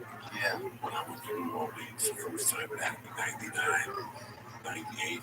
He walked it out of his fucking mind. With Katrina. 2006. When I went to New Orleans in 98, around that time, I took a fallout. 98 or 99. And dog, I gotta tell you something. As I parked the car, and I walked in the hotel, and walking to the gate, I thought I was gonna get jacked. Yeah. Fucking, I jacked people. Right. So I felt like I was gonna get jacked. You get the feeling, even the street lights are fucking telling you you're about to get fucked up. People in the corner, lookouts, people bumping into you, and years later they made that focus on pickpockets. And then when they go to Super Bowl, New Orleans, and I thought about that movie, how that day I saw pickpockets. Yeah. People bumping into you. A lot of brothers, Bulgarians. A lot of brothers with bad intentions, you know. Black on black crime there, especially at late at night, it's crazy. The drug situation. Yeah. Reminded me like I'm walking this. I comes up to listen, New Orleans, you gotta go down there and see it. You know what I'm saying? Yeah, you gotta go to the French Quarter. You gotta take a walk down there. So we got into town, maybe 2. We checked into the hotel, and went right down there. Yeah, I mean, I wasn't on that block a minute, and I got a flashlight back on 42nd Street. Yeah. In the 70s, where people, come in. I got coach, I'm not drinking. So I'm looking, and I'm like making believe I'm having a good time. There's tons of people on the street. And right away, some guy came up to me. Oh, yeah. And we were looking for a plan. No, baby carriage. And I was like, okay, you got it. And he goes, I got this. Let's get some cocaine. Let's see what you got. I got cocaine. We can dance and shit. He goes, stand right here. Let play up. Come over and talk to you. Give him the money, and I'll come back. And it's all that shit. And they get murdered in the air. That's how it always is, and that happens a lot. And I saw it. I saw it before, but it's but a lot of idiots won't see it. Well, the tourists, that's the club. The doorman asked me.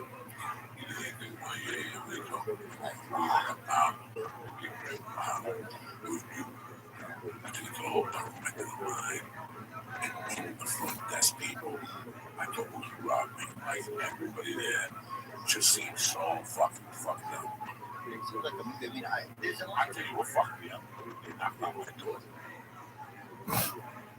As soon as I got to the hotel room, that's I washed my hands, I took the coke out, I chopped it up, I opened up a beer, and took like 2 sips out of the beer. I had a 6-pack with me, and then I had a coke with one little line.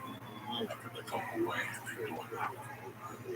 And when I opened it, the guy was like, oh man, I was checking up on you, making sure you're okay. And I was like, the fuck you doing? Yeah, we're adults, we don't check it out. Bro, the coke hit me a little bit, not enough to make me paranoid, fuck me up. I called the other time and I said, bro, what do you do? He was doing anything I drive home. He goes, I don't want to spend the night here either. Both got in the car and I left, and that was good. And I never forget walking back to the car. It was 11:30. You know, like the snow was fucking vomit. Yeah. Oh, if you're down by the front quarters, it was marks. But they're redoing it now. They're redoing the streets down there. I called you last week. You were in New I was Orleans. in Baton Rouge. You were back in Rouge. I knew you were in New Orleans. Even in Baton Rouge, man, I'm out there, we're taking the kids. I got nieces and nephews, you know, and they're little tigers and all kinds of shit, you know, costumes. And we're taking them, and you have, a couple, brothers running by like, I got coke, I got coke. And it's just out there fucking taking the kids, like, trick or treat, I got bombs, what you mean? Like, what the fuck, man, I'm already, they get the kid dressed up like a damn mountain lion, like, bunch of coke in the house, It reminded me of Times Square. Like they were just making market at you. I got coke, I got fucking drywall. One dude had drywall. I got fucking buying that at night. That was where that was driving. A nice feature act. He was like a lead. Yeah. And he was back in fire. Yeah. This league is open for you now, man. No. This guy had been doing it like 10 years, 8 years. Yeah. And he drove, and he was like, he didn't do drugs, he didn't drink, he had a girlfriend. He was like Christian. And I remember he got the cop, he was scared. He didn't feel real. We didn't like it. It was like a once a month thing. And it got nine drunk people. Yeah. And nine drunk people probably didn't even get an audience. They paid you large. They want comedy. They don't want comedy. Because they like to hear the story. Baton Rouge, I used to go to Mike, what's his name, at a club down there. My buddy Tommy Pancos was the DJ over there, and then he ended up being the GM for a while. Yeah.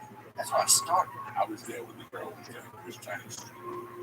Oh, no, that's Shreveport. That was actually. Yeah. Baton Rouge Club? Baton Rouge doesn't. How about Street? We moved to Composure across the river, Composure City. I opened it for David Tell there one time. And Tommy, fucking Andy tried to blow me at the casino there, right? Then how about this? 3 years later, I'm back there again.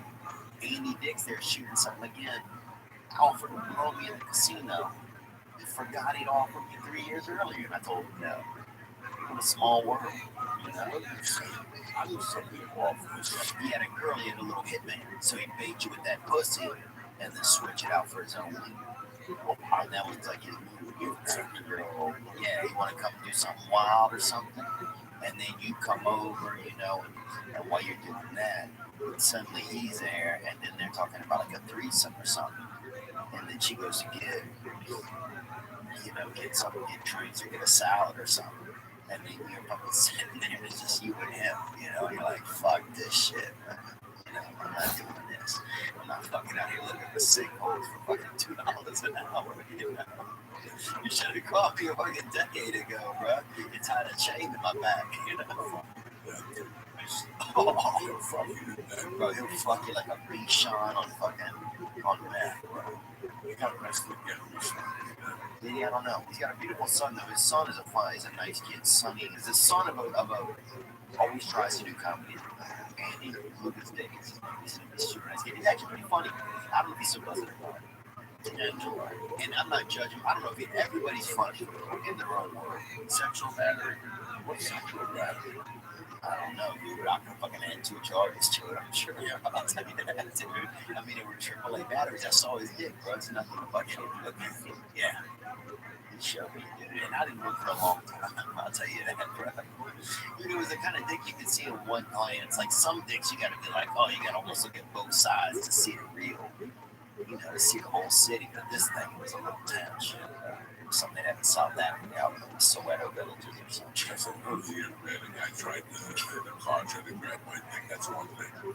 Yeah, but the guy taking this dick out, I don't know what I would do. I think you just walk away, man. Or you say something crazy, you know. I'm not like the, if somebody wants to be wild and they're on drugs, I'm not a violent, you know. Here's what works for me. No. I'm out, bro. You know, I don't do all the party weed and all of that. So, There's a certain element of your manhood. There's a certain element of your manhood, you know, that one day you decide what you are and what you're not going to do. Yeah, I have nothing, again, nothing to be a transgender. Yeah, I have nothing in my sexual orientation. if you want to play for the fucking Tampa Bay Buccaneers, I don't give a fuck. But, you know, even Boogeyman, you've seen Boogeyman. Yeah, I only saw it once though. Okay, there's a scene where heroin boy buys him a car and he calls Marky Wahlberg to see it. And the guy makes out with him. Marky Wahlberg goes, what the fuck happened? And he doesn't really know. That shit to me, I don't know what I something went to make out with me. Yeah. I wouldn't know what to do. What if they were like a world champion or something? I still wouldn't know what to do. Like, dude, if some fucking, you know, some guy who sells, you know, salads or something, I'm looking at you, you know what, Liam? Yeah. I don't know if you know this. I switch sides from time to time. I think you're very handsome. Right. I think you would say the majority might do it, but I love you. You can't back that way out. Yeah, shit. I think you'd be mad at me for a week and tell a couple of your friends.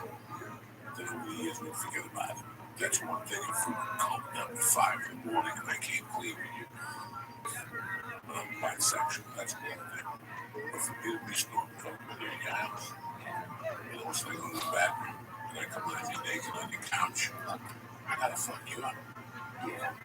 I gotta let me smack you in the face. Yeah. To make you, I don't know how I would react. I don't know how I would react if you just took your dick out. Here's the thing, and I've been around guys that take that dick out. I'm not talking about that. I'm talking about me going to do that, me coming back out, and walking you naked on the couch, and you sit next to me and touch my dick or something like that. I don't know. I wouldn't do it. I don't know. I say don't do it. And I've been in funky situations where I could see it coming on, and I left. Yeah. Left before it even happened. Oh, dude, some guy in New Orleans one time had fucking locks on his bathroom. This guy gets me into the bathroom and doing some cocaine after the Super Bowl or something. And next thing I know, they have 2 doors in the bathroom, you know? And he puts a fucking bolt on one of them. And I'm like, Jesus, dude, now look up the other one, man. It has a bolt on it. I'm like, I'm out of here, Jack. You know? And I thought about trying to do a little more cocaine and then just keeping my foot in the doorway while I did it. But I was like, fuck that. I'm just out of here. Because you don't know what that guy had. I mean, I don't know. You know what the place where that happens the most, right? You can hear it happen in the distance. Is Los Angeles. Yes. This is the kind of place, like, you know, for as much as Los Angeles and the people out here call out, like the rest of America, for having shitty values and this and that, this place is fucked up, Jack. This place is the dark arts, bro. This is, people have no idea. You never really think about it. And I'm not being a funny guy here, but I'm being too moving to slow down a little bit. Yeah. Thank God it crossed my mind. Yeah. It's getting too out of control. I have a daughter. I was raised by a single mom. I have a wife. A ton of my friends are females. Yeah. And I feel for you. But it was getting, I think, with our gender got busted for fucking the underage kid. Yeah. And then these women came out against Kavanaugh, and that, you know, 36 years is a long time. I changed something. Yeah. 36 years since 1982. I think of the person I am, I've changed 4 times. So, you know, that's number one. You can't take that away from a man and woman. Number 2, I think that, you know, when you have your fucking Cosby's, you have your Harvey Weinstein, was 10 times worse than Rowena. Right. And the people that have us, and there's 20 more. 100%. And there's a lot of actresses hiding those men still, and they knew about him. It's only whenever the gavel starts to fall and affect people's pocketbooks and shit that they realize their money's safe and they'll chime up. I love everything. They gave me Sam Blue Sun, they gave me Chico the Man, they gave me News Radio.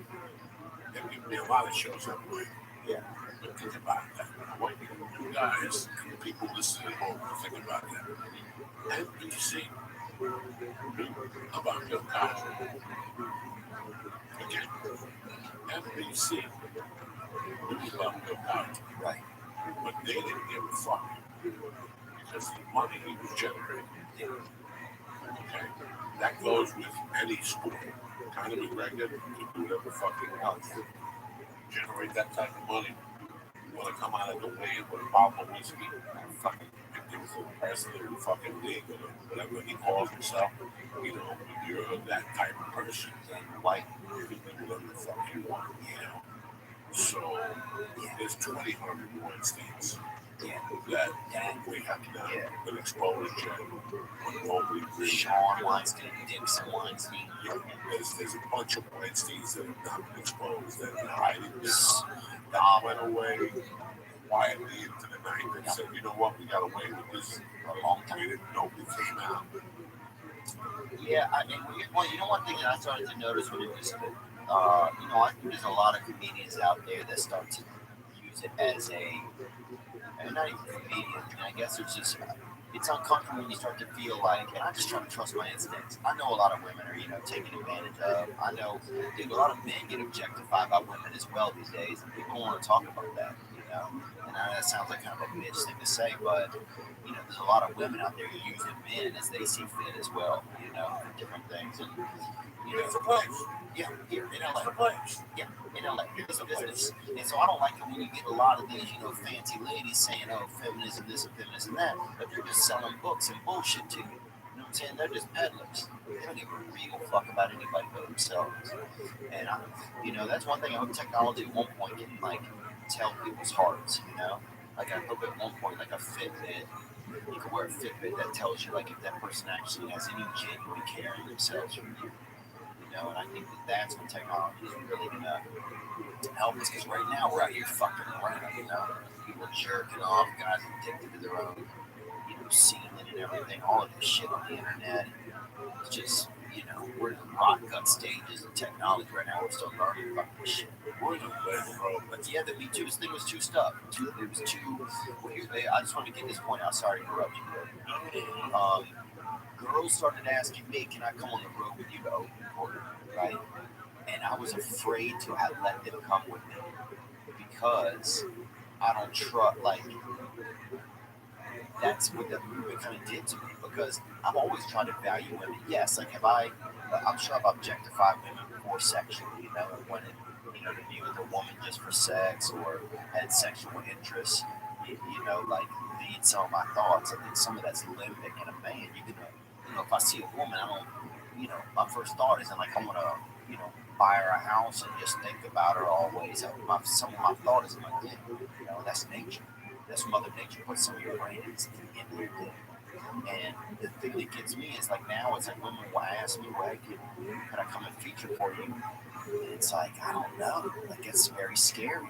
Like I'd love like 2 years ago I'd have been like, yeah, I'll give any woman like I don't have any issue with it, right? I'm not gonna try to fuck this girl, you know, I respect her as an artist.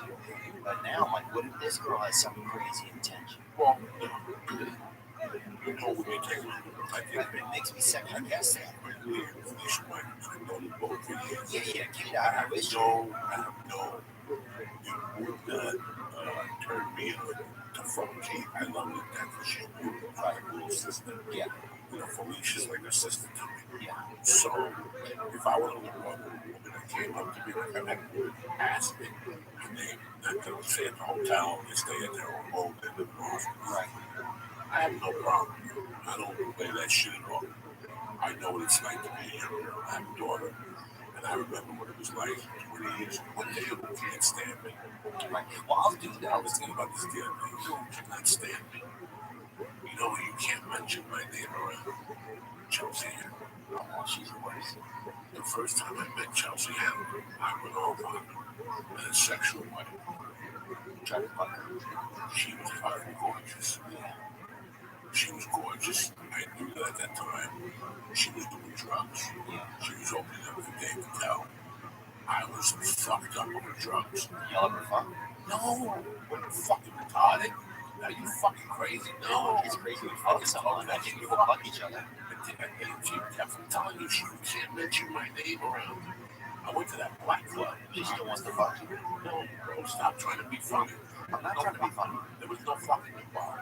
I was a fucking asshole, dude. We were doing that dumb black club on fucking J-Spot. No, other one. Union Station. Beverly Boulevard. Up down the block of the chicken place. There used to be a club there one night. There was Tommy Union. Tommy Union. This had to be 1998, bro. And I was out there every night with a package. You know what I mean? Oh, you were geeked up. Geeked up, wearing bitches and cones. Yeah. And I go to, she's there. And I go to the Tommy Union in Blue Spot. And I see Chelsea Handler looking finer than a motherfucker. Did she have big breasts then? Oh, 1998. Chelsea Handler was fucking banging. So we start talking. She tells me about it. She's very sweet to me. Yeah. She tells me what her credentials were. And 6 minutes into the conversation, it's going to rock and coke. And let me eat your pussy and shit. Her face turned brown. And she's crazy as it is. But I knew that I had done something wrong with her. And then 3 months later, she was dating a friend of mine. And I went to Black Guy? And I went to a party and saw her. And the look she gave was just horrid. And after that, somebody came up to me one day and they go, why did she hate you so much? And I know because one night she caught me, like just sometimes women throw you off. You know what I'm saying? Like she had no idea how good she looked that night. Yeah. Like this is when Chelsea had the Volvo. That's what she had, the Volvo.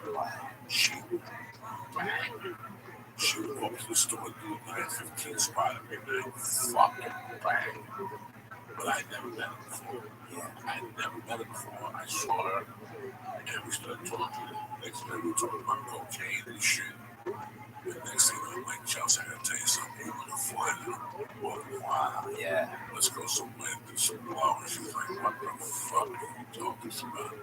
Get the fuck out of here, you disgusting fat slob. You fatter? No, I was just, you know, a gross person this day. You can't mention my name, but it's fucking hysterical. At least I'm honest about it. Yeah, I didn't rope her or argue. I just asked the truth. Something, you know, I was inactive. Oh, yeah. You know, cocaine, man? From 98 to 2000, so I met Terry 97, 96. That was all I had. I wasn't a handsome guy. I was sitting in cocaine all night. I'm fucking confused. You want to call to the room, you want to eat. Yeah. You said it's at work with you. Go home. Dude, I'm about to go home with you, bro. I'm saying 10 times. If you go up to 10 women and say that, one of you is going to take you up with the fuck. Yeah. It was crazy. Hunt that fox with this rocks, baby. Fucking crazy. Oh, dude, that was crazy. So I remember, yeah, man. And she, I remember she came into I was working at some club over there. They used to have that. When I moved into, when I really think about it, like, I think the first time I ever went up on stage was in New Orleans, but after that, I just happened to be out here. I came out here with a buddy, and then next thing you know, they had comedy. I ended up living with my friend, and they had comedy down the street from us over on San Vicente. So they had a place over there. That guy with the wooden leg used to run TJ's White Boys of Comedy, Mark Franco, TJ Mark, somebody, not TJ Mark, but different TJs. But it was 2 blocks away, so I walked down there on Wednesday night instead of them, you know. But anyway, Uruco had a room right there in Westwood. Chelsea had a room come in, Jimmy Moore would come in and stuff. And this was, Chelsea wasn't like famous or she was kind of popular, you know. She was a comedian, so it was like real amateurs over there. And yeah, I just didn't like. I went and did her show one time, and she wouldn't even look at me. She just treated me. And then on social media and stuff, and social media is not a good way to judge somebody, but you know, sometimes we do. And she just doesn't seem to have any empathy. There's something about her that makes me seem like she's just disconnected. You did the TV show. Yeah. How many for those people? Just one time. And what was her behavior towards you? She wouldn't look at me, you know. She would talk to me or wouldn't look at me, and she just made me feel, I don't know, she made me feel like welcome, you know. And when you're young and you're nervous, and I already got nervous, and I already, you know, the industry, like, you know, is never going to give me much. This industry can never give me much. You know, it's crazy to me, you're just getting a show over there at Fox, you know. Or I don't want to talk about that or whatever, right?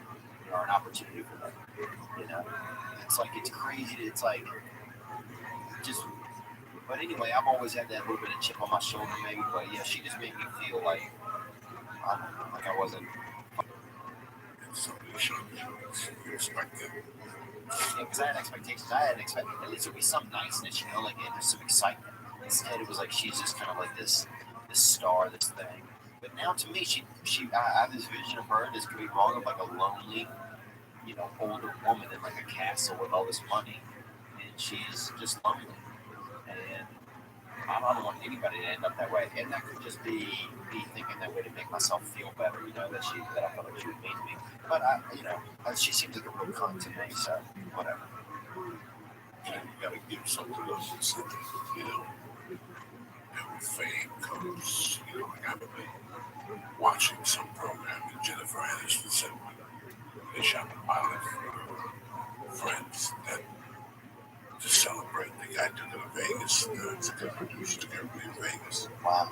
And then gave him each $5 million and said, walk to the casino and gamble this, because that's the last time you're ever going to be able to walk to the casino again.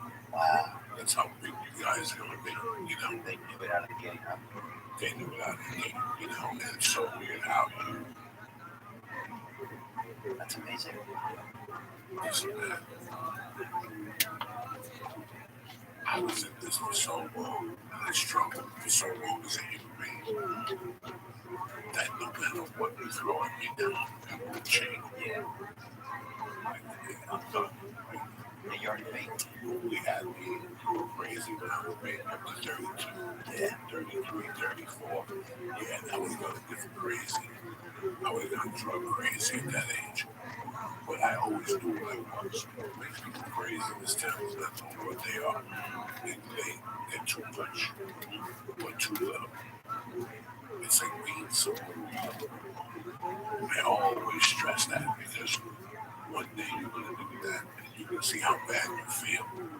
And you're going to think of me as a comedian or an actor. You know, when you shoot a show, you shoot a show. It's a live TV show. And you go to these shows and you see the same fucking comics. They're always coming by and say hello. Yeah.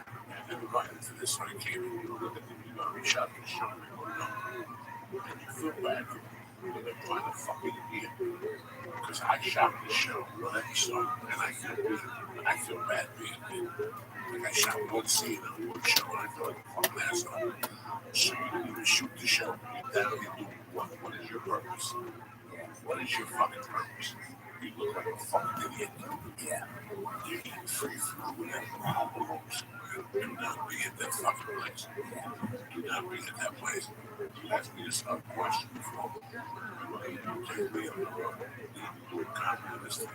Yeah. I didn't realize that. I didn't know. Do it with things.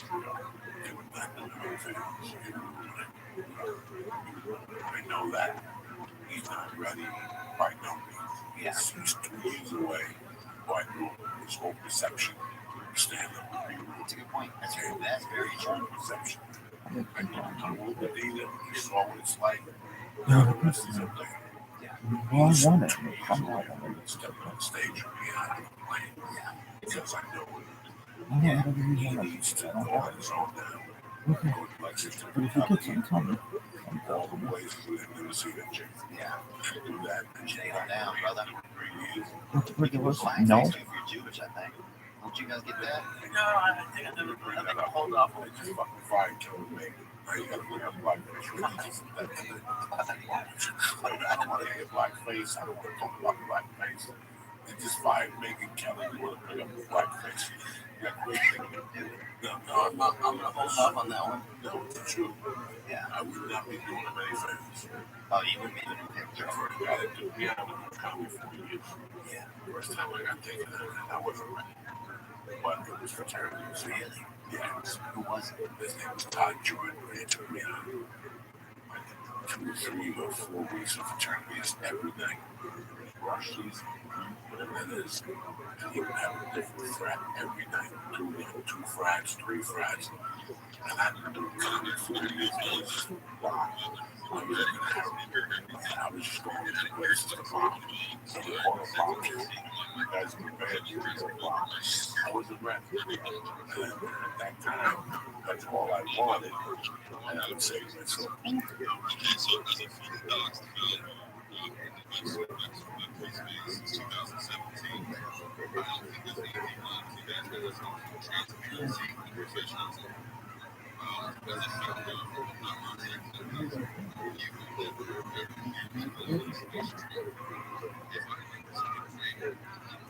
No, she,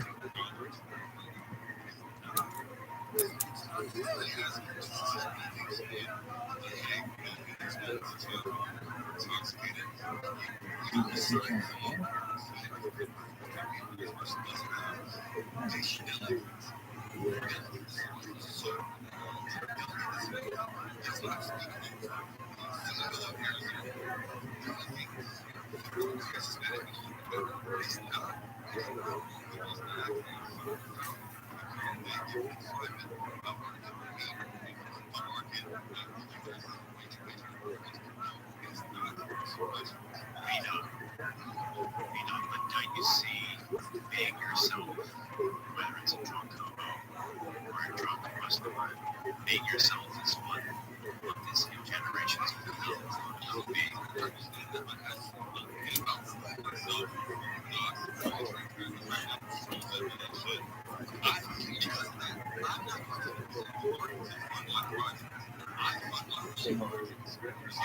No. You're a dog.